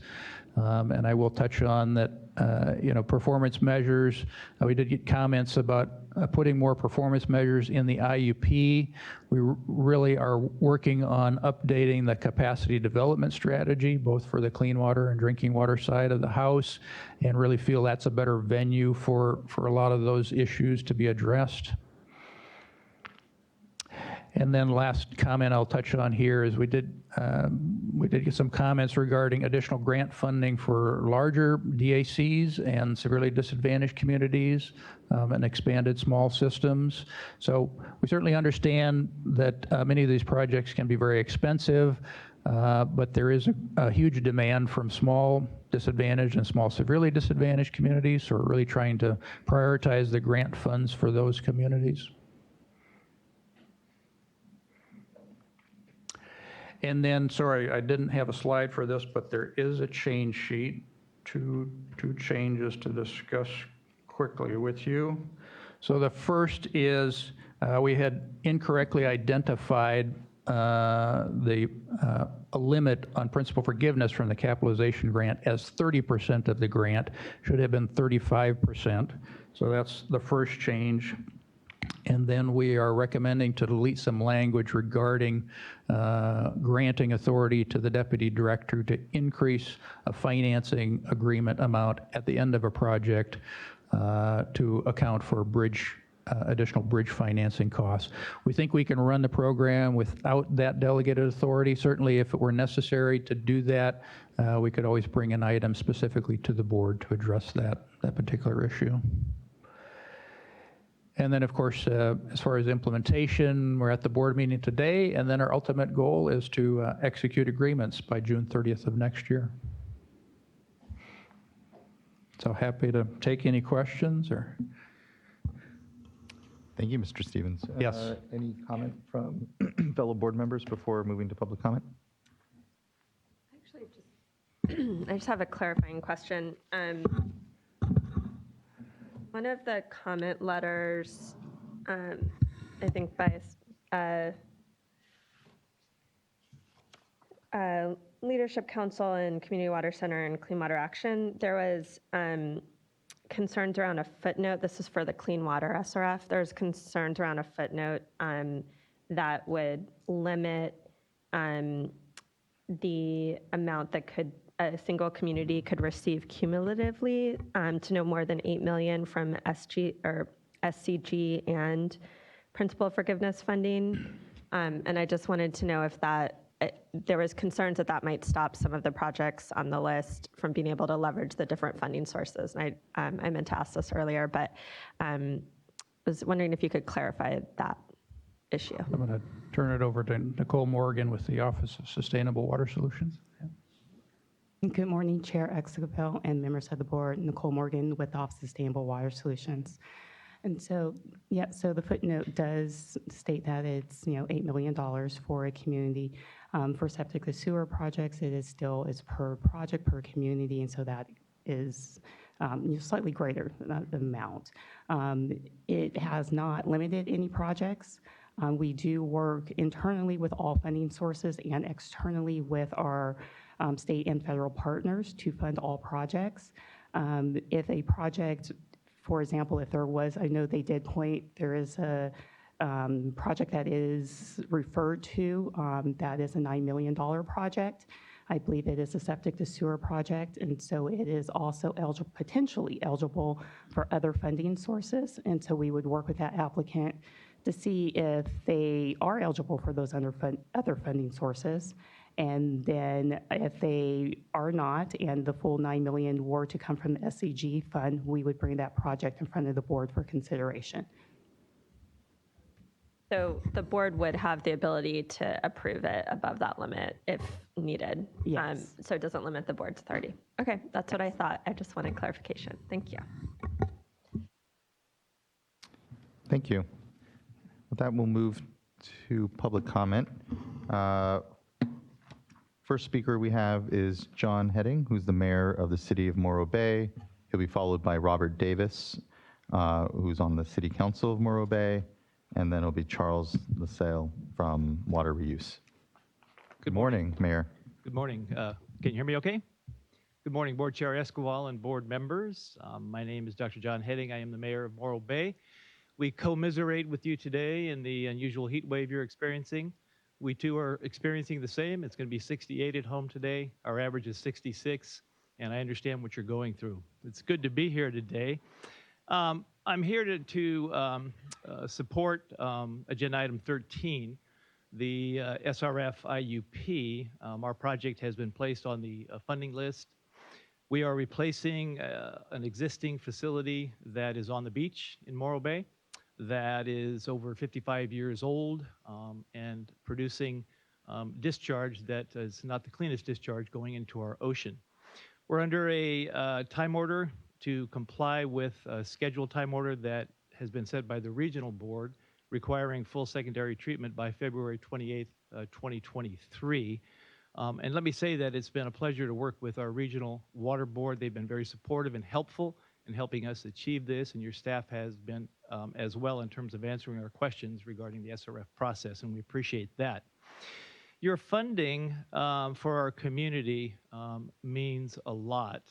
Even though we are a coastal community and we don't quite fall in the disadvantaged category, nonetheless, we have many folks that are on fixed incomes, elderly. Our median income is well below that of typical coastal communities in the area. And this funding significantly will help us reduce our water rates by about 10%. And that is significant for our ratepayers. And for that, we are very grateful.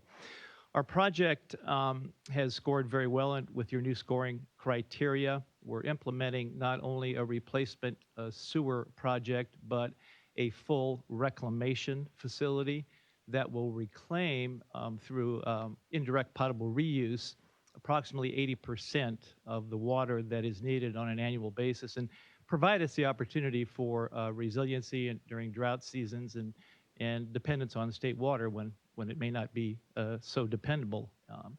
We are excited about your past funding that you've given us. We appreciate the fact that we received a $10.3 million planning loan and a $75,000 previous water recycling grant from the SRF, and for that we are very grateful. This project for us is the biggest capital project we have ever entered into. It will provide sustainable clean water for our next generations to come, and for that we're very proud. We believe that economically it achieves social justice criteria that are very important to our city council and our community as well. And with that, I just want to say again, thank you to both your regional staff, your regional board, and your staff as well for their assistance in moving this forward. And again, we would like to offer our support for this item and thank you for the opportunity to be before you this afternoon. Great, thank you. Thank you so much for joining us, Mayor. Next up is Robert Davis.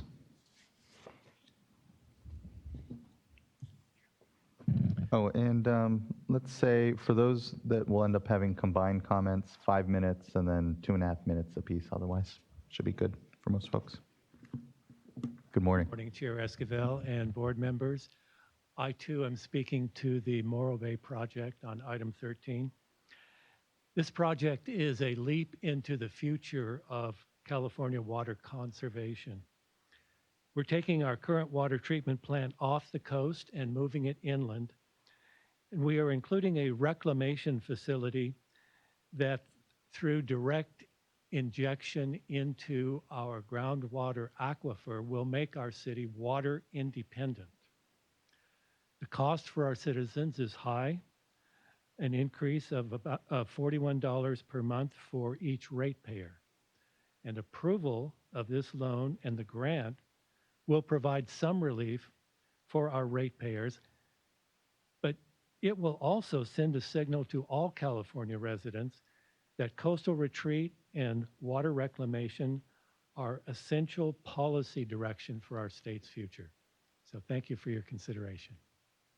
Thank you very much, Councilmember. Charles Assail from Water Reuse, who will be followed by Dave Bruno with LA San, and who will be followed by Bobby Larson with CASA. Hi, members of the board. My name is Charles Assail. I work with Water Reuse California. Thank you for the opportunity to speak today. Water Reuse California is generally supportive of the IUP. We would, however, like to bring one major issue to your attention. As you know, the Clean Water SRF is significantly oversubscribed. There is over $7 billion backlog, which does not include 20 planned potable reuse projects. Nationally, Water Reuse California is doing everything we can to increase federal funding to the Clean Water SRF. But we do think that the Water Board should explore increased funding to the Clean Water SRF through the increased issuance of bonds. We understand that with an increase in funding, there might be a need to increase staffing to DFA. On a slightly different note, we would like to also comment on the fiscal implementation. Thank you to DFA for recent meetings that we've had with you guys. It's been very helpful. We hope that the worst is behind us. Moving forward, please be as transparent as possible with any additional issues or delays you are experiencing. If there are problems at the end of the fiscal year, we ask that you let us know so we can notify our members and they can plan accordingly. Thank you. Thank you very much. Mr. Bruno, followed by Ms. Larson, followed by Jonathan Young from CMUA. Chair, members of the board, Dave Bruns with the LA County Sanitation Districts, head of financial Sorry, Mr. Bruns. Oh, that's okay. I've been called worse things, so not a problem. I'd like to first begin by thanking Christopher for all the work he's done on the SRF program. Christopher and I have known each other for a long time, been to many stakeholder meetings, and I've never envied Christopher. It's like herding cats trying to get all of us onto the same page, and so I think he's done a very admirable job in doing that. We don't have any projects on the list this year, but we're still here to offer our support to the IUP. We did offer some comments, things that we thought would help the program moving forward. We think it's a really valuable program, and we want to see it continue and to really get projects built. And so two of our comments did relate, and Christopher sort of alluded to them. One on just the cash flow management, that particularly from our standpoint, we have a lot of big projects. They tend to be multi-year projects, and we don't really necessarily need the funding until several years out. And yet a lot of that money gets committed, which is nice for us knowing that it's been committed, but it may prevent other projects that are ready to proceed now and could use the cash now to move forward. So we think it would, by adjusting some of that cash flow management, we can actually get more projects built sooner. So we think that would be a valuable thing to consider. In terms of workflow, this whole issue, particularly as it relates to the environmental review, we are appreciative of the scoring as it relates to getting points for readiness, having projects that really are ready to go out and get built instead of sitting on the shelf for years and years. One of the problems we've had, though, is that we have projects that are ready to go, and then they started going through environmental review. We're ready to hand out construction contracts, and we end up waiting 9 months as we're going through environmental review and then cultural resources review. And we think that there needs to be a better coordination on the timing to start the process sooner. One, so that when we're ready to go out to construction, that all of the necessary work is done. And two, if there are concerns that are raised that could impact the design, we're not now going back and starting over on the design, that we can be making changes that are necessary. So we think those are two things that would be really important to keep the whole program running and getting more projects built. Thank you. Thank you, Mr. Bruns. Ms. Larson, good to see you. Good morning. Bobby Larson, I'm representing the California Association of Sanitation Agencies. I want to echo Mr. Bruns' compliments to the staff. We've worked very closely with them through this process and through the development of the scoring system. And as we indicated in our letter, overall, we think the scoring system worked very well. And we also commend the staff for their efforts to outreach to the applicants, to review those scores, to make sure that they were on the same page before putting out the list and having to deal with that. So again, we think that was very well handled, and overall, we think that the option recommended by staff is the best option, and we're supporting that today. We also understand that now that this scoring system is set up and running, that staff is going to be developing a new application that will help applicants sort of self-score and understand where they might end up. And while they might not know the cutoff score in the future, right, they might not know if it's 13 or 14, but they'll have a sense of where they probably will end up, and we think that's helpful. We also would like to renew our recommendation that we made last year that the board consider a streamlined application for scoring purposes along the lines of what WIFIA does, so that you can have enough information to score the project, but maybe the applicant doesn't have to go through, and obviously there'll be a question about readiness points, but if they want to choose to go forward with a streamlined application, we think that would be helpful. Obviously, staff has had their hands full this year. We're not surprised this hasn't moved forward, but we'd like to continue to work on it. We'd also like to talk about an alternative approach for the large projects. You know, Christopher noted in his summary of the comments that this continues to come up as to how we handle these larger projects that may need money over multiple years. And we just feel as though we're kind of in a position here where there's sort of a back calculation that goes on based on available funding, and that there may be a more substantive or different way of handling those larger projects that may need funds over multiple years. We do know that some other states have handled that a little differently, and I think we're all in the process of taking a look at that. Which leads me to my last point, which is that beyond the IUP, we always have all of these ideas about other program improvements, and fortunately, we've had some very productive discussions with your staff. As recently as last month, we had a very good meeting where we talked about a number of ways to either streamline the program to make it more efficient for both your staff and for us, but also I think some pretty big, ambitious ideas, and those were alluded to by Christopher when he talked about possible legislation. So we want to continue these meetings. Some of them will be short-term, hopefully improvements that we can implement with your support. Others may take longer to develop, but we're not limiting ourselves in these discussions to tinkering. We're really talking about some interesting ideas and look forward to continuing those discussions. One of our next steps will be to address the issue that Mr. Bruns just mentioned, which is environmental review. That's the topic that comes up continually when we talk about the program. And one of our action items from our last meeting is to have a meeting specifically on environmental review with the environmental review staff and see if we can come up with some ways to make that process work better. So thank you very much for your time, and thanks to the staff for all their work. Thank you for your continued engagement and leadership, Ms. Larson, particularly on how we innovate on the SRF. I know there are some productive conversations happening, and hopefully maybe there's some opportunities to work with our legislative leaders over in DC around how we get the program to do more, since it's always so oversubscribed. So thank you. Next, we have Jonathan Young from CMUA. And you'll be commenting both on 13 and 14 then, so about 5 minutes total. Good to see you, Mr. Young. Very much, board and board members. Jonathan Young with the California Municipal Utilities Association, and I'll start my comments off on the Clean Water SRF. We did submit formal comments on one item, and that has to deal with the water recycling funding program. But before I get into that, I just want to thank Mr. Stevens and staff for holding the workshops and for also letting me call and bug you with our questions. So it's very much appreciated. The comment we had is regarding the water recycling funding program's grant maximum allowance being changed from $15 million to $5 million. While we understand this is a result of the exhaustion of funds from Prop 1 and not the same level of funding from Prop 8, we still think there are a lot of agencies in particular that are looking at using this funding to do either large recycling projects or regional projects. And so it's our hope that the maximum grant amount be left at $15 million because staff does have the discretion to kind of recommend partial funding. So that was kind of our logic behind that, but we do understand there's a funding issue there. And regarding the drinking water SRF, I wanted to touch on having to do with additional funding for training for the water loss components. As part of the proposed framework that the board is working on right now, there are 3 leakage component analyses that would be required of water agencies to be done in the next few years as part of their goals in the water loss framework and as part of the Making Conservation a Way of Life. And so these analyses, there's very few agencies in California that have ever actually done these before. And so we think funding that could be provided from the local, from the Drinking Water SRF local assistance set aside could be invaluable in helping these agencies get a jump start on this.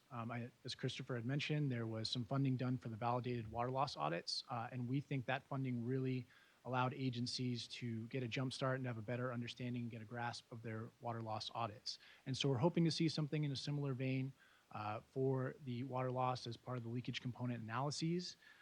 And our main point on that is just having great quality data to ensure that as these targets are set moving forward, that they are based on good, sound data, and that our agencies can have the expertise in-house to give that to the board to set these targets and to move forward. So that's all the comments I have. Thank you. Thank you, Mr. Young. Next up, we have Eric Sandler from the San Francisco Public Utilities Commission. He will be followed by Caitlin Kalua with the California Coastkeeper Alliance, who will be followed by Patty Avila with the Community Water Center.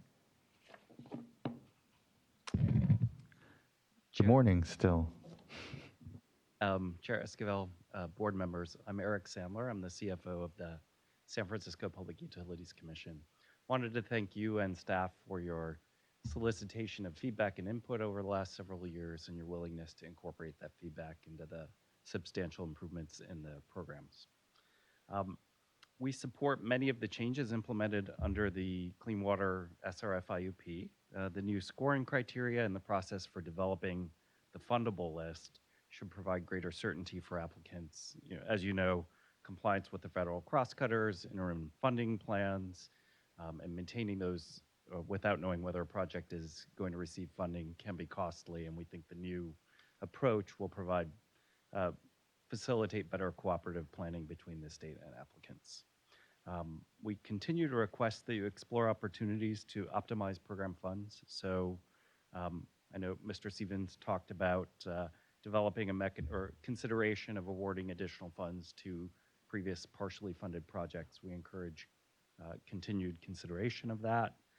We think it provides an efficient mechanism for both borrowers and the state. We also urge prioritizing projects that have received complementary funding, such as WIFIA. And on the drinking water SRF side,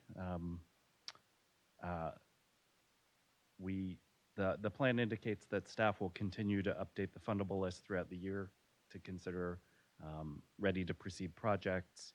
We're supportive of that. We also suggest approval and execution of shovel-ready projects during the year. And finally, just thank you for your cooperative work with us, and we look forward to working together in the future.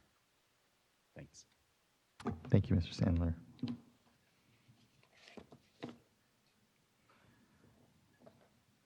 Next up, we have Caitlin Kalua, California Coastkeeper.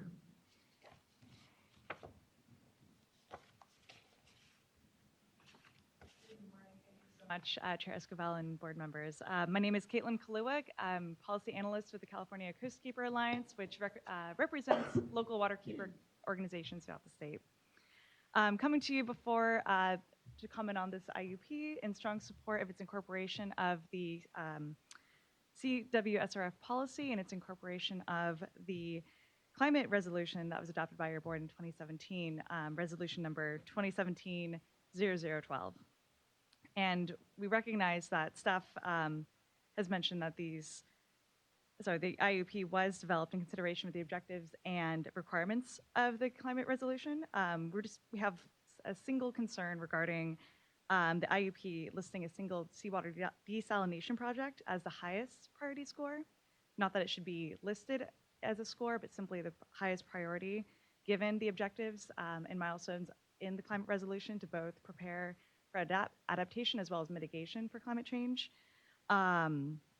Specifically, due to the number of competing projects on this list, on the fundable projects list, including projects to improve sewer system capacity, improvements regarding capacity for increased weather years, as well as recycled water, we urge the DFA to make its analysis of each project score publicly available, whether that be as a summary or maybe the score sheet in the IUP in future years, just to ensure that we are actually ensuring compliance with the policy, as well as maybe informing applicants as they're preparing their applications in future years. Second, we further urge the State Water Board to reconsider the percentage that was assigned to this single seawater desalination project, and essentially to provide a greater amount of funding to other projects on this fundable list. I do want to emphasize that I'm not providing these comments necessarily in opposition of this specific seawater desalination project. In fact, this is a project we see as a model for seawater desalination in California. It's simply that seawater desalination is notoriously energy intensive, and that these facilities have a potential to derail our California greenhouse emission reduction goals. So that is a significant concern of ours.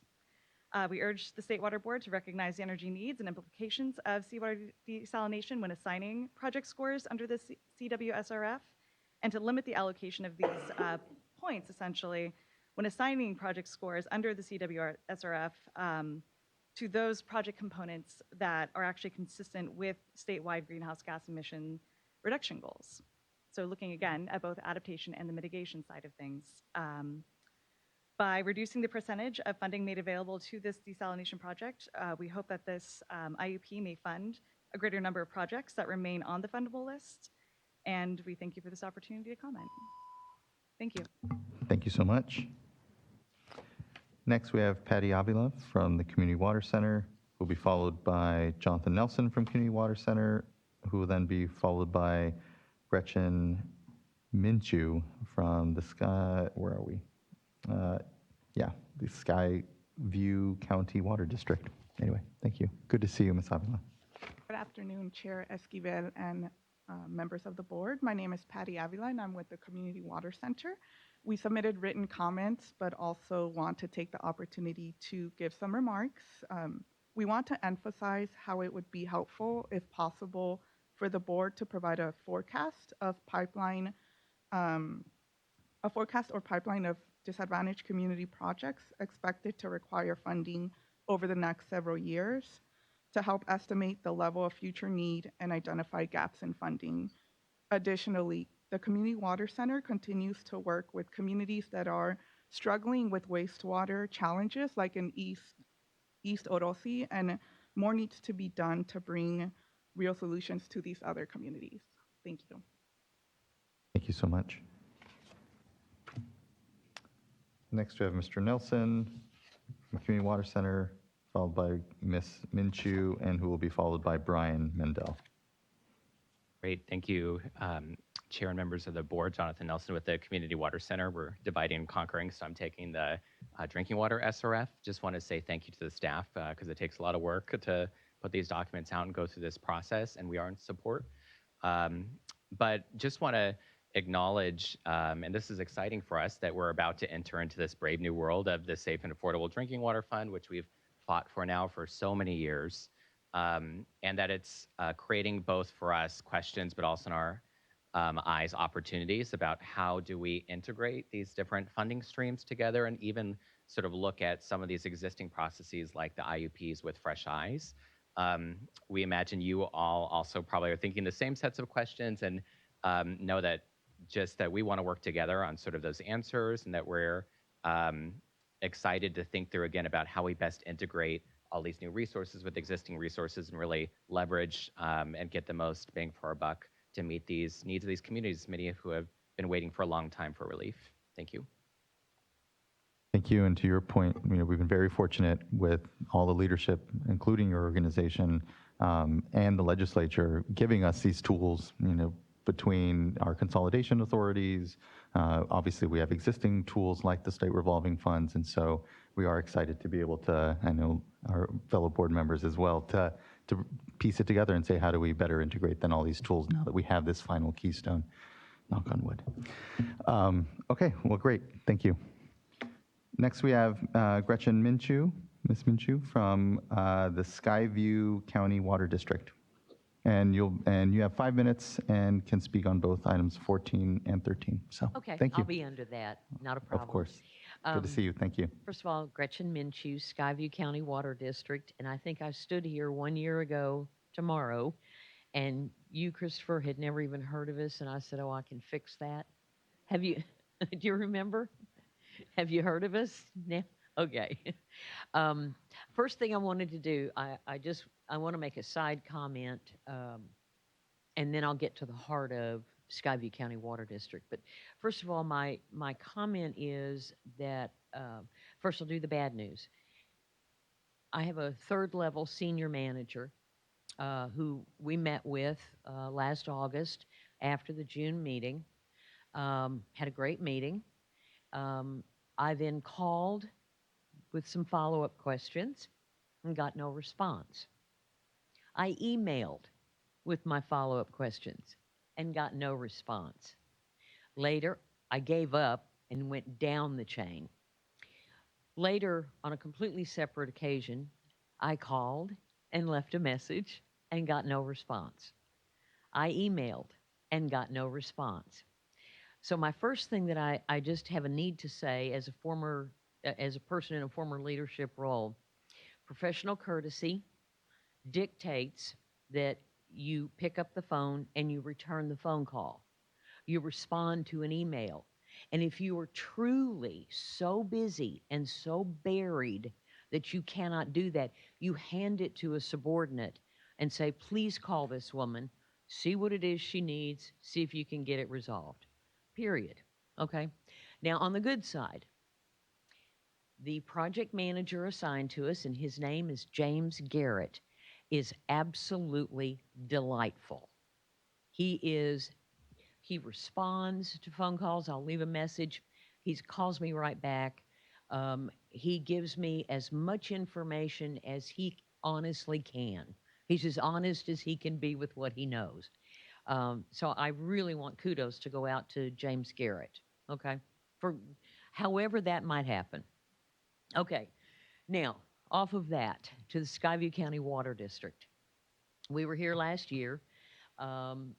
We have tried in previous years to get funding. We were on last year's IUP, We were a severely disadvantaged community last year, and guess what? We're a severely disadvantaged community this year. We've been told that we're on the fundable list, which, woohoo. Um, but no one can seem to tell us exactly, what are our odds? And I know that it's, if funding is available, and I understand that, but this has been years now. The first effort to get some funding was in 2004. So we have a community, again, a severely disadvantaged community, lots of senior citizens, some who have no water, and they haul water. They come over to our side of the road and get their water. So folks on the board, I'm on the board of directors, and the folks who come to our board meetings, they're pummeling us. They're frustrated. They want answers, and I can't give them answers. Now, and then this last thing, and I'm doing all of this at the risk of really offending people, and God Almighty, I don't want to do that because you work with people you like. But I was around when Judge Green broke up the Bell system into a gazillion companies, and corporations had to be established, all of it. And you know what? You could still pick up your phone and make a phone call from San Francisco to New York without waiting. And I know that fiscal is a huge deal, but here we stand, June of 2019, and I see in the presentations that we may not have an agreement. We're on the funding list. We may not have an agreement, assuming there's funding, until June of next year, a year to craft a funding agreement. That's unacceptable. And again, I want to back myself up and say that I do understand huge rollouts. I understand and what that does to the staffing. But it may be that you might really have a staffing problem too. Because before fiscal, I know everyone was working and, kind of buried, up to their eyeballs. So anyway, when will we know? And I know the answer is, when you get your funding agreement. So we need some better communication. We need to be kept informed. Instead of my constantly reaching out for information, I think that it ought to be a matter of policy that we get updates. And I really would like a copy of your presentation. Definitely. And I have pictures.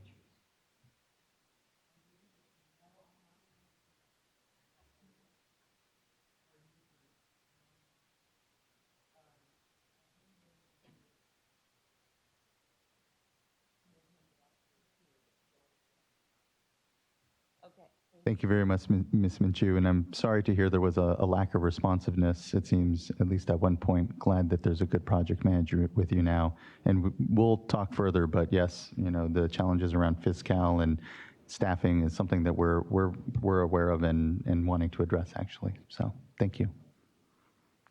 SWRCB and board members. Good afternoon, and thank you. My name is Brian Mandel. I'm a debt manager with the City of San Diego. I'll keep it short today. My colleague will also speak on behalf of the city. Thank you for your time, and we're very appreciative of the DFA staff for all the time that they have put into the IUPs and review of the project applications. The City of San Diego is supportive of the intended use plans for both the clean water and drinking water programs, so we're here to voice that support today. And for the board, the city received a comment letter from Senator Tony Atkins of the 39th Senate District. We wanted to present that to the board today, and I will briefly paraphrase for the board. She writes, I write in strong support of the staff recommendation as proposed in agenda items 13 and 14 on your June 18, 2019 agenda. The state revolving fund loan will enable the city to move forward now in constructing its long sought after local source of water and significantly reduce the necessity of importing water. So I thank you for your time. Thank you so much, Mr. Mandel. Next, we have John Helminski from the City of San Diego. Hello, Mr. Helminski. Chair and board members, John Helminski, Assistant Director for the Public Utilities Department, City of San Diego. And I wanted to say that San Diego has been working for many years to develop this important project that will provide a local source of water to the residents of San Diego. The Pure Water Program, when finished, will generate 1/3 of the drinking water when completed in 2035. That's for all different phases of the project. By using proven water purification technology, phase 1 of the Pure Water Program will produce 30 million gallons of advanced treated water per day, and will be the first project in the state of California under the new state board division of drinking water, surface water augmentation regulations. Phase 1 of the project is anticipated to be completed and operational by the end of 2023. I would also like to thank staff for their efforts and support during the application process, and I urge the board to adopt the IUP as presented by staff for both the clean water and drinking water SRF programs, items 13 and 14 on the agenda today, to help fund phase 1 of the Pure Water Program so the city can move towards water independence. And I'd like to say also that we scored extremely high as a part of this process, and timing is great. I know we had originally applied for Prop 1 funds when those first became available, but our project was in the very early stages, and we also applied for a WISUP last year, and then that was like putting a square peg in a round hole. So thank you so much. We appreciate everyone's efforts on this. Thank you very much. Final commenter is Anna Borchard from the Association of California Water Agencies. Unless if there's anyone else expecting to speak and have not yet, please make sure you get your cards, but otherwise. Good Hello. afternoon. Adam Borchard with the Association of California Water Agencies, AQUA. Regarding the intended use plan for the Drinking Water State Revolving Fund, AQUA supports the comments provided by the California Municipal Utilities Association. AQUA also supports the submitted written comments by the rural county representatives of California. Thank you. Thank you. Any further discussion from fellow board members? Yes, thanks. So thank you for all the people that traveled to be here today and have been working with staff on this program, and thank you to staff that have been working hard on constantly looking at how we can improve our processes, and in particular the challenges that we had this year with fiscal, which I think you know, we all have been incredibly frustrated with how hard that's been, but also really thankful for the amazing triage effort that staff put in terms of mandatory overtimes, creative thinking, all hands on deck to really move things through. I know we really are hoping that it gets better from here, but I think it's also appropriate, as commenter said and staff said, to maintain clear communication about what's realistic to expect, because it's hard when you are expecting to get paid and not getting, not able to get reimbursed for expenses, or you know, are ready to go. And there's so many important projects that we want to be able to support, and there's a limit in what we can do. But I think, you know, clear communication and expectations is vital. You know, I will say I know both our staff and is responding and talking more to the woman that came around responsiveness, but I will say I think the staff has been is in general so helpful in engaging with and partnering with, and really trying to see themselves as partners with applicants. And I think that a lot of the comments today reflected that.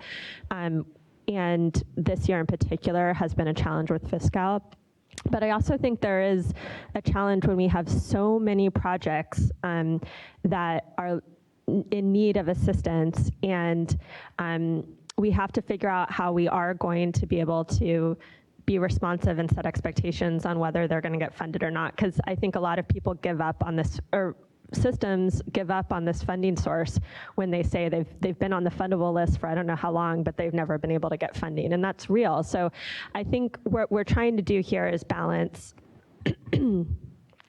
balance a number of important goals that our board has in terms of advancing climate resiliency, mitigation, water quality and public safety, water supply, and really helping to accelerate and enable those projects and partner with all the local institutions that are making those happen. I do think there's very different needs for small communities, and I think you all have done a great job of separating that out. And I think now in this coming year, there's an opportunity to really have a more integrated strategy around these different funding sources and how we use Office of Sustainable Water Solutions in our capacity building program. I think we can do a lot more around transparency on all the different pieces that we're doing, especially for those small systems. And then I think separately, there's a lot, the oversubscription just show especially for the clean water SRF, just shows how much demand there is, and what I think a good job we've done in providing a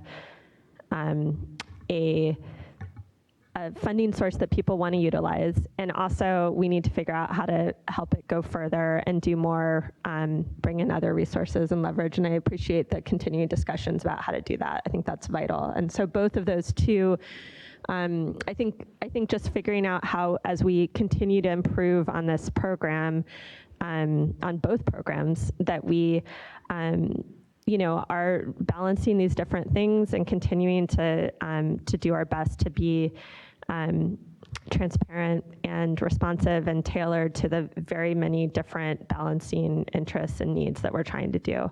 But I just finally will just say, personally, I just feel like Division of Financial Assistance is so vital in enabling the water board to achieve the goals that it has. And these programs in particular are vital in doing that. And so I appreciate all the work that goes into it. And I look forward to working with you to continue to improve. Thanks.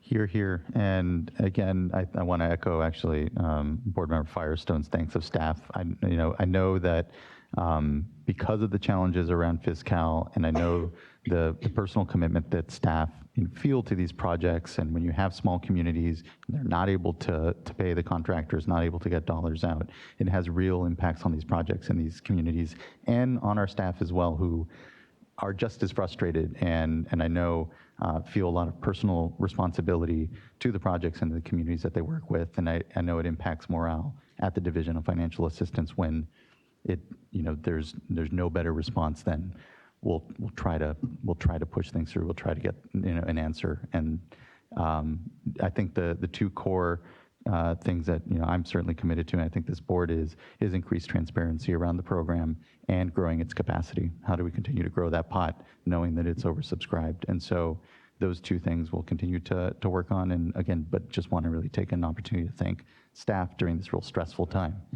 I know it's stressful in the communities. I know it's stressful in us all. And so, we're looking specifically we'll be looking specifically to get resources, even though we were told a number of times that, we wouldn't get any additional staff when it came to fiscal implementation. But I believe this current budget, there are a number of agencies that ended up getting positions for fiscal implementation. And I think given the complexity of our programs and where we are in our implementation, it warrants us getting those additional resources as well. So thank you. With that, let's go ahead and we'll parse them out, the vote. So do I have a motion on 13 with change sheet, I think? Thank you as well from me. Move for adoption with the change sheet. Second. All those in favor? Aye. Aye. Carries. And 14? Move for adoption of Move for adoption on? Oh. 14 with change sheet. Second. All in favor? Aye. Aye. It carries. Both 13 and 14 have passed. Thank you all so much for coming in today on these two items. If I may, I don't quick believe, check-in. if Oh, I go may, on. I don't believe there's any comment for item 15. Is there any objection to my moving it? Oh, Looks like we may have one comment card. Are you in support or in support? If you want, what we can do is dispense with the formal presentation if we want. It depends if that's what you're suggesting, board member. that's what I'm suggesting. Well, then I'm okay with that if our other board members and staff are okay. And in that case, we would like to still receive your public comment though. And, we can provide a basis for then a vote. So again, this is moving on to item number 15. This is consideration of a proposed resolution authorizing the executive director to execute a revised management agency agreement between the State Water Sources Control Board and the Department of Pesticide Regulation. I'm sorry, I don't have your card, so. Mr. DeMayo. Yeah. Thank you, Chair Esquivel, and One moment, I'm sorry. If you have conversations, if you don't mind taking them outside the room so that we can continue on. Sorry, thank you. that's perfectly fine. Thank you. My name is Dave Tamayo, and I'm the pesticide chair of CASCA, California Stormwater Quality Association, and I'm here basically to express CASCA's enthusiastic support for the MAA. We've been working on pesticide issues in urban runoff since the mid-90s, actually before we, when we had our predecessor organization. And we think this is a very important piece of the Water Board and DPR working together to address these issues. There's been a lot of progress made over the last 20 plus years in how DPR addresses these issues, and the MAA is really critical as far as institutionalizing that relationship and the expectation and how the water boards and DPR work together. The prior MAA really didn't quite define the relationship well enough. We really thank staff for all the really excellent work of putting together an MAA that really is going to work and actually reflects so much of the progress that's been made in the relationship and the things that DPR does to effectively address at least urban runoff pesticides. And we also recognize that this MAA sort of lays the groundwork for the urban pesticide amendments that you're going to hear an update on a little bit later, probably, well, right after this. And then also, not only will it help urban runoff, but we think that the MAA also lays the groundwork for DPR and the water boards working more effectively to address pesticide issues in other situations for like POTWs and the agricultural community, and really using the very robust authority that DPR has and has shown a great willingness to apply to these problems. So thank you once again, and encourage adoption. And with that, Thank I'll you. move for adoption of item number 15. I'll second. All those in favor? Aye. Aye. Item number 15 carries and is passed. Is item number 16 expected to take an hour? Oh, I'm not sure. Let's see what staff feel on item number 16. Okay, yeah. I'm sorry, 15 minute Okay. presentation. 50. Yes, The- we'll move on to, And we'll we'll move move on on. to the item and have a presentation and short discussion here. Do we have any comment cards for? I just got one. Okay. Thank you. Because I saw that the estimated time was 60 minutes, upon which I would request a lunch break. A lunch break. I was going to consider that maybe at 15. But 15 is good.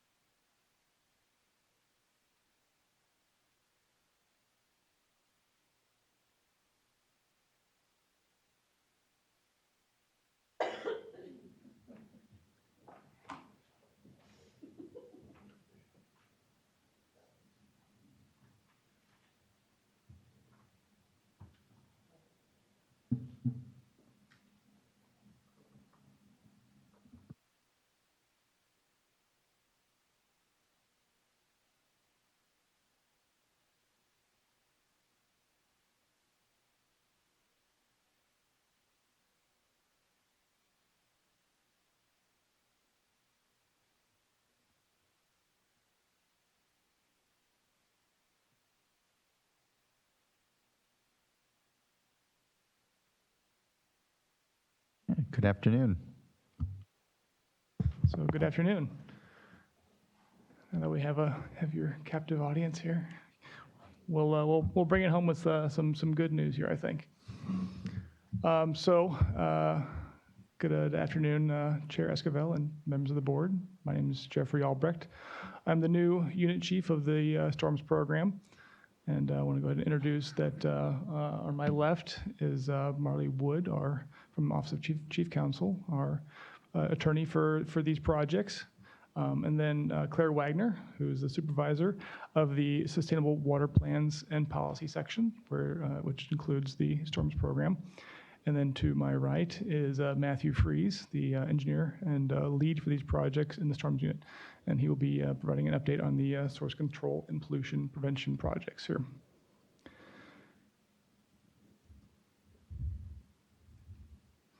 So the strategy to optimize resource management of stormwater was approved by the board back in January of 2016 with the mission to lead the evolution of stormwater management in California. And that evolution is going to be essential for helping us to achieve our vision that stormwater is sustainably managed and utilized within California. Storms identified 23 initial projects that were to be implemented over the course of 3 phases and over 10 years. And Storms is considered a living document, and in that it's intended to be responsive to the project results, evolving needs and the opportunities that are identified as these projects move forward. And as part of our commitment to the board, we do these ongoing updates to keep you all updated on the project progress and to share the recommendations and conclusions. And so within Storms, there are 6 objectives that we have used to categorize these projects. For the 6th one, increase source control and pollution prevention, that is where Matthew's going to be providing the updates on those projects. So I'm going to pass it to Matthew now. Thanks, Jeff. So I'm the lead staff for Objective 6, increase source control and pollution prevention. This is an important objective because source control can be both more effective and more economical than treatment-based approaches. The 2 projects I'm going to provide an update for today are zinc in urban receiving waters and establish a statewide framework for urban pesticide reduction. For the first project, zinc in urban receiving waters, I will share a CASQA petition to the Department of Toxic Substance Control Safer Consumer Product Program to include the chemical product combination zinc in tires in the priority product work plan. I will then share the discussion and recommendations from a work group that was formed and a UCLA senior practicum project. I will then provide an update for the urban pesticides project, covering the project goals, the problem of urban pesticides, and the proposed source control strategy. So discussions and recommendations to address zinc in urban receiving waters. Prior to the adoption of Storms, CASQA published zinc sources in California urban runoff, which is a literature review to identify likely sources for the purpose of informing cost-effective control measures. The report identified zinc surfaces, galvanized materials, zinc sheet, as well as rubber from tires as potential major contributors. One report was to examine the possibility of petitioning the Department of Toxic Substance Control to require evaluation of zinc in tires under its safer consumer product regulations. CASQA proposed submitting a joint petition with the water boards, and the effort was included as a potential pilot project. As I understand, the issue is in the vulcanization process of the rubber, right, is when they use a lot of zinc, and alternatives to that are kind of what need to be found within the industry, essentially? Essentially, yes. Okay, thank you.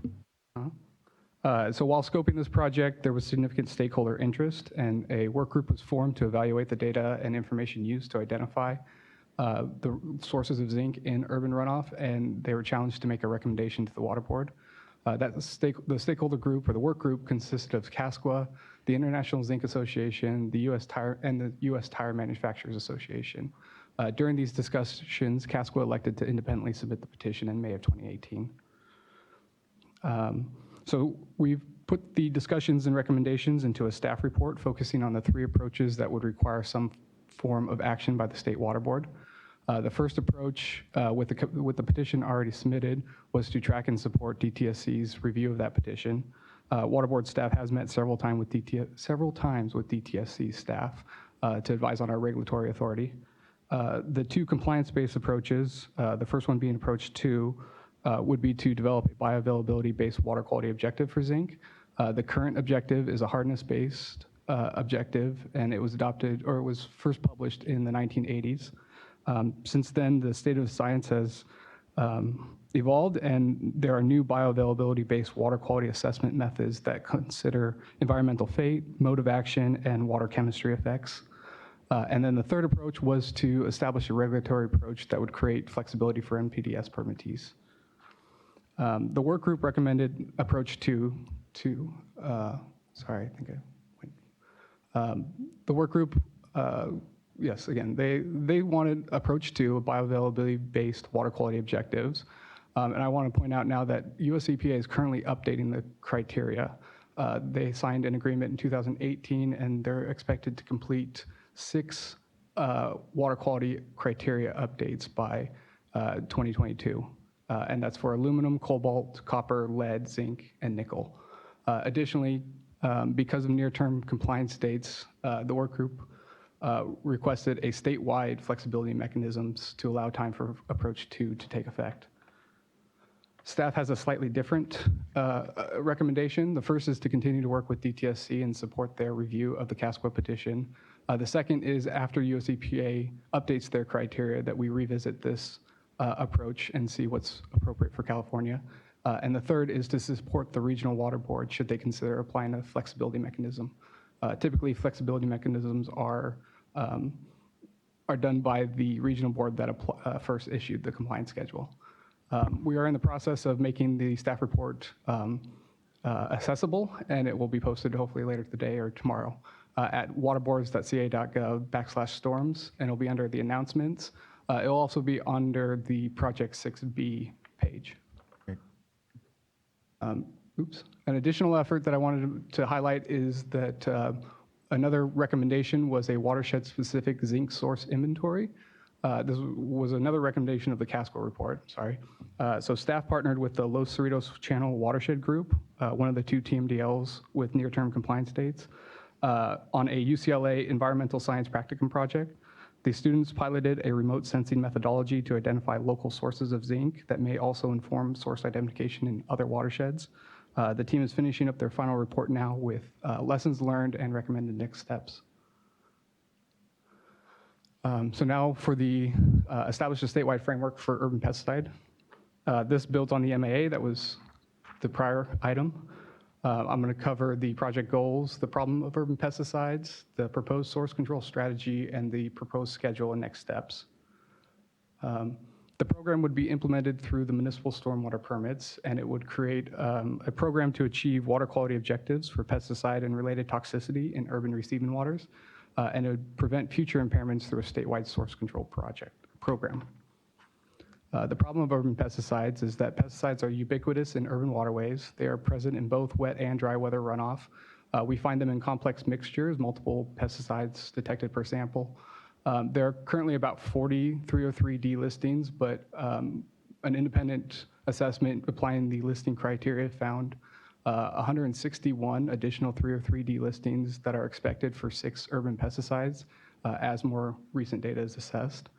Pesticide-related toxicity may cause ecological effects as all current classes of pesticides affect aquatic invertebrate.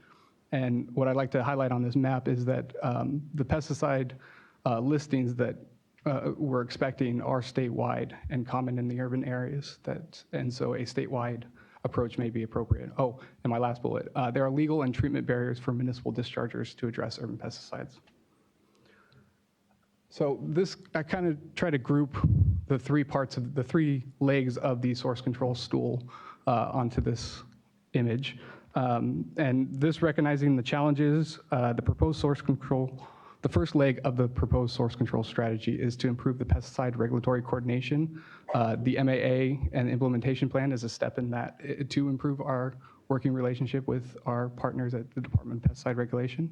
The second leg is to establish source control requirements for MS4 permittees, and this would be through model permit language. While MS4 permittees may not be able to achieve compliance on their own, they do play a vital role in through responsible use, through an integrated pest management policy, through education and outreach to those who use pesticides, and to participate in the pesticide regulatory process, including monitoring to inform decision making.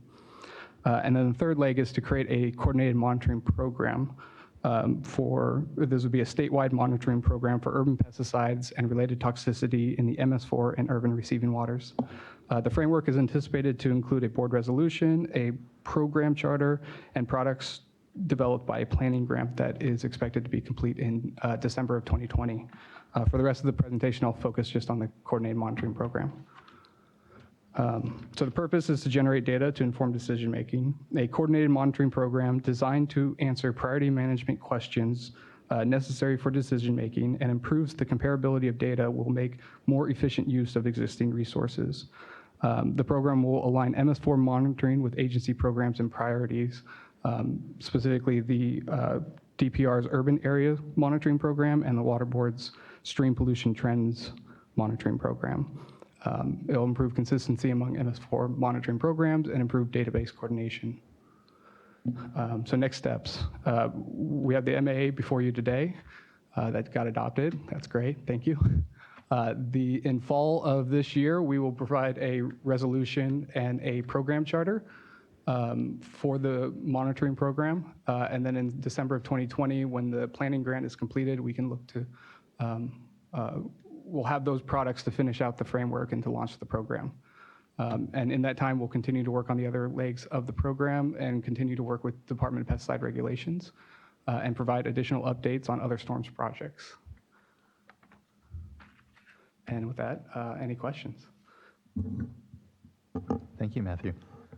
Any comment or questions from fellow board members? Well, we have one public comment card, Mr. Tamayo, Dave Tamayo from Casqua.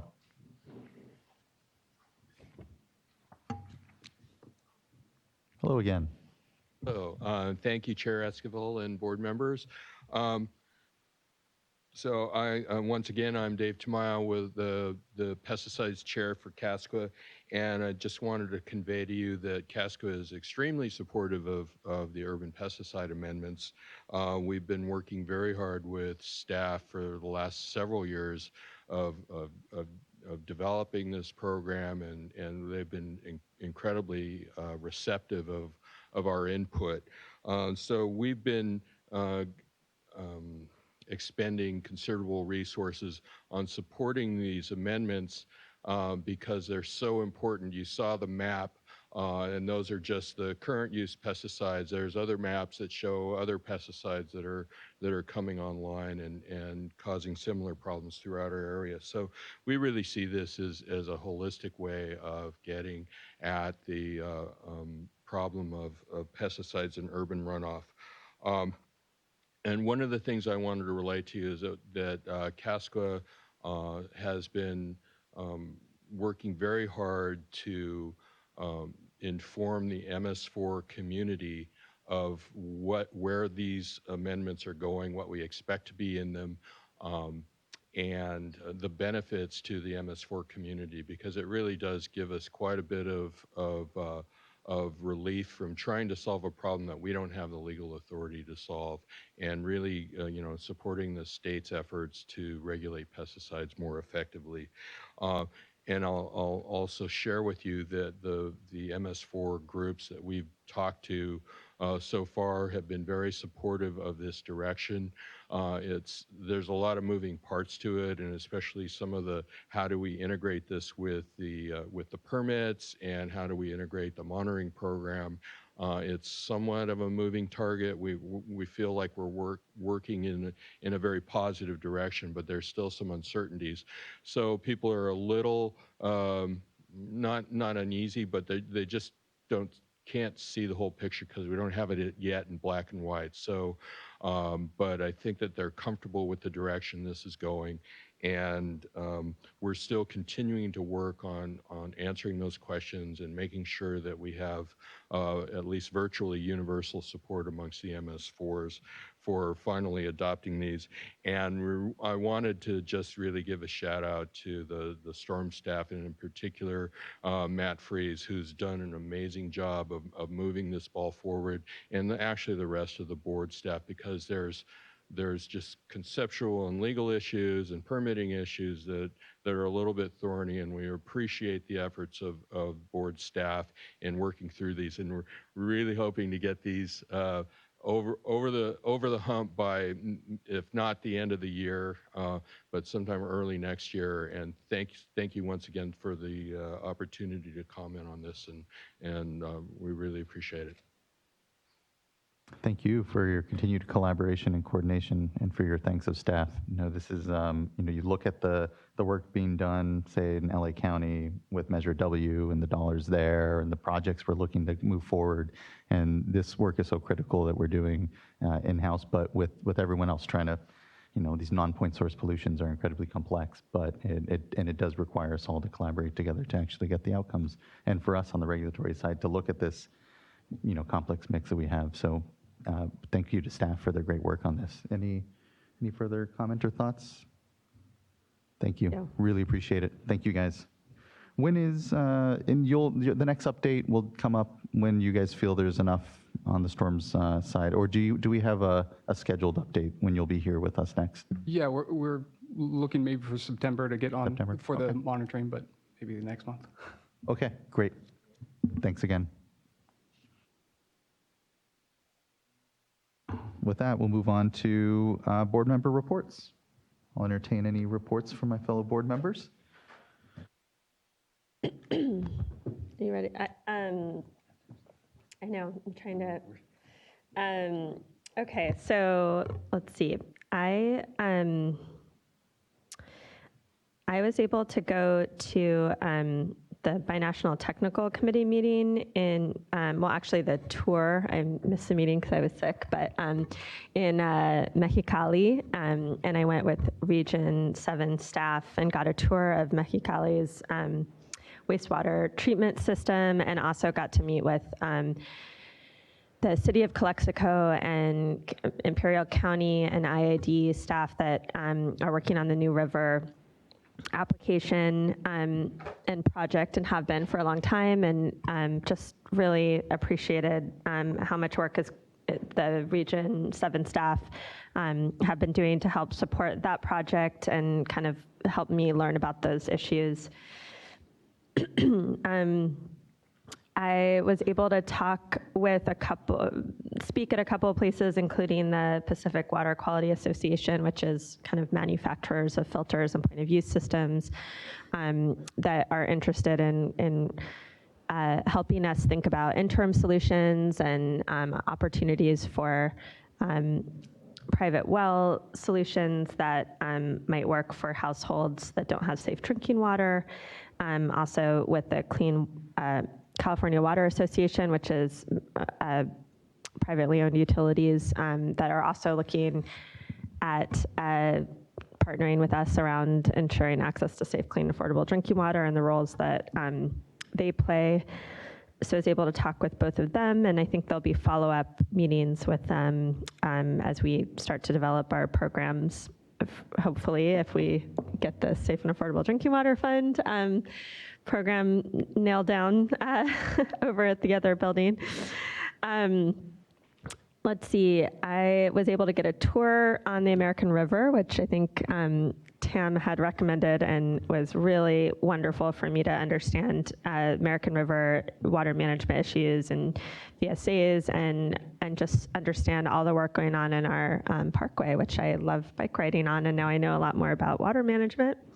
And just really fantastic restoration projects, and yeah, really very interesting tour there. And let's see, I think otherwise have been looking at just trying to support how we are doing our planning around being ready for the Safe and Affordable Drinking Water Fund, and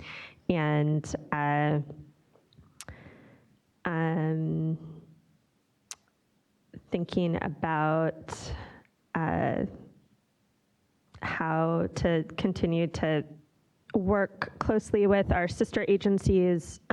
Like we had a preliminary meeting with the California Public Utilities Commission to talk with them about how to coordinate with them on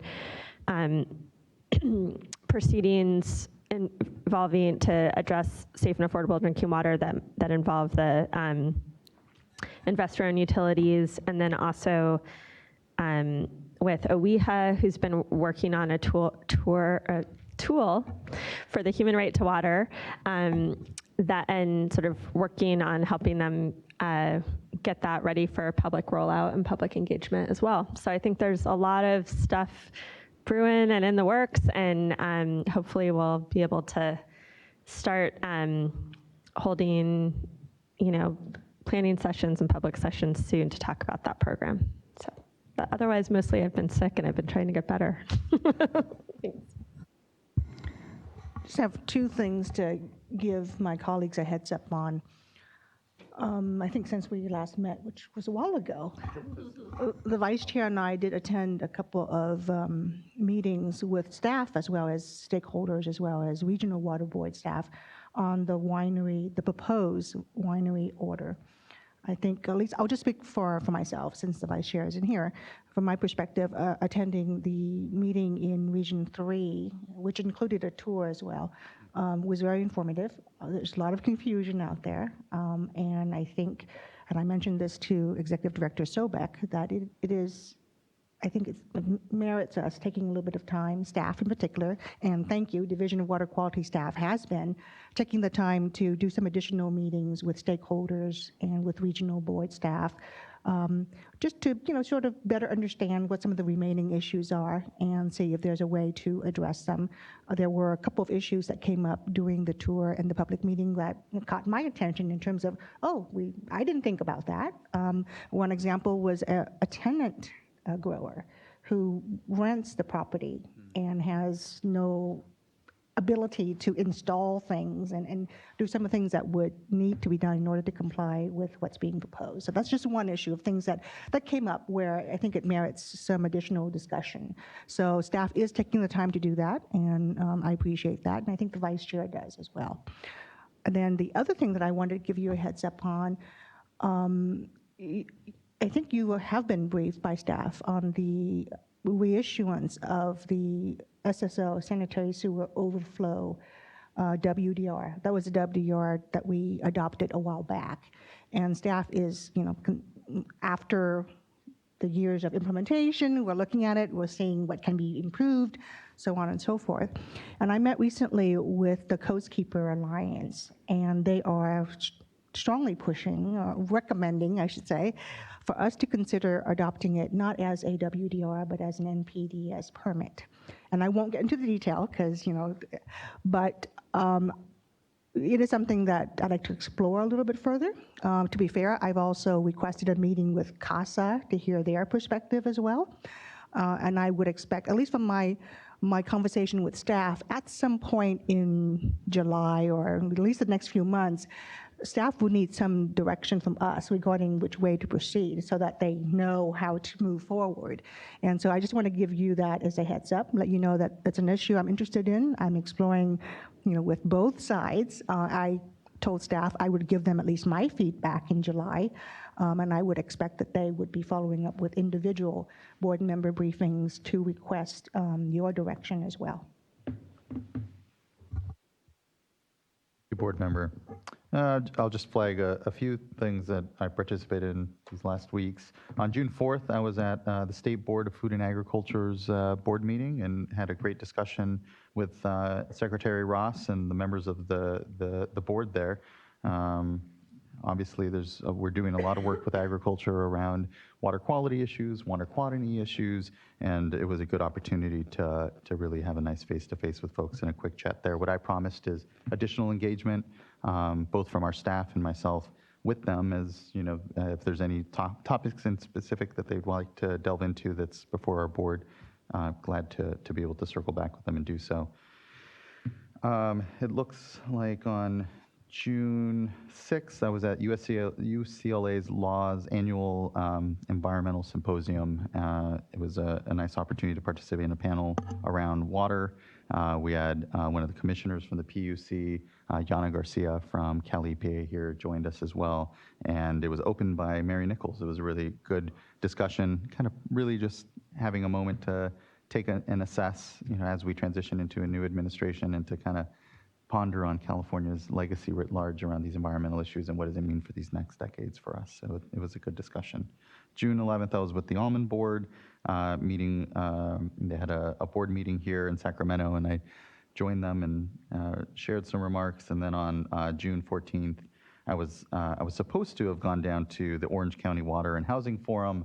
I was having to stay here in Sacramento, so I did what we do as a 21st century regulatory agency, and I Skyped in, or Zoomed in, I guess was the app that they were using, but participated remotely with Eric Ekdahl, our head of the office, the Division of Water Rights. And it was a neat opportunity to participate remotely. I did want to also mention that the administration, there was a release last week around the executive order. There's now a website, it's waterresilience.ca.gov, I believe, and where we're beginning to solicit public input and feedback on the resilience portfolio, the water portfolio that the executive order from the governor directed the Department of Food and Agriculture, Cal EPA, and the Resources Agency to come up with this portfolio plan. And so we're starting off with heavy public engagement around that. And so just wanted to flag for my fellow board members and the public as well, that what we'll be doing on the state board side is having a specific informational item around the executive order, have a discussion amongst us, but we'll be doing the same with the regional boards as well. And so we'll chat further, but the liaisons to each of those regional boards, then we'll have an item, and it'll be, I think, a fantastic way to leverage so much of the leadership that we know is at our regional boards with our board members there and the public generally, to again have a discussion around how they envision their communities rising up to the challenges of climate change and what water management looks like in the state and in their communities in 2050. So where do we need to go in the next decades is really the framing. And the great thing is, obviously, there's a tremendous amount of leadership throughout the state on these issues. And so you look at the California Water Action Plan, you look at the synthesis of ideas there, you look at so much of the work, again, elsewhere, and it's about synthesizing, I think, for us here in this moment, what that means for us as administration and what it means for the work ahead. So really looking forward to getting more specifics for folks on the dates that we'll be having those discussions, but just wanted to make sure and flag it. And with that, there is an executive director's report. Anything to speak of on there, Ms. Sobek? Anything particular you'd like to highlight? Not this month. All right. Well, thank you for that. And with that, I believe we have a closed session that we will retreat into. It shouldn't take very long. I don't think it should take more than 10 or 15 minutes. I agree. Yeah. So, although No, we need a lunch. We can bring it with us. Sorry. people can bring lunch into the room, and we will reconvene into the room, and we'll give folks 15 minutes, 20 minutes. How's that? For staff's sake, at 1:20, we will meet and discuss. Laura, you can't start without us. Just you wait. All right. Thank you, everyone, and I appreciate it. And with that, we retreat into closed session.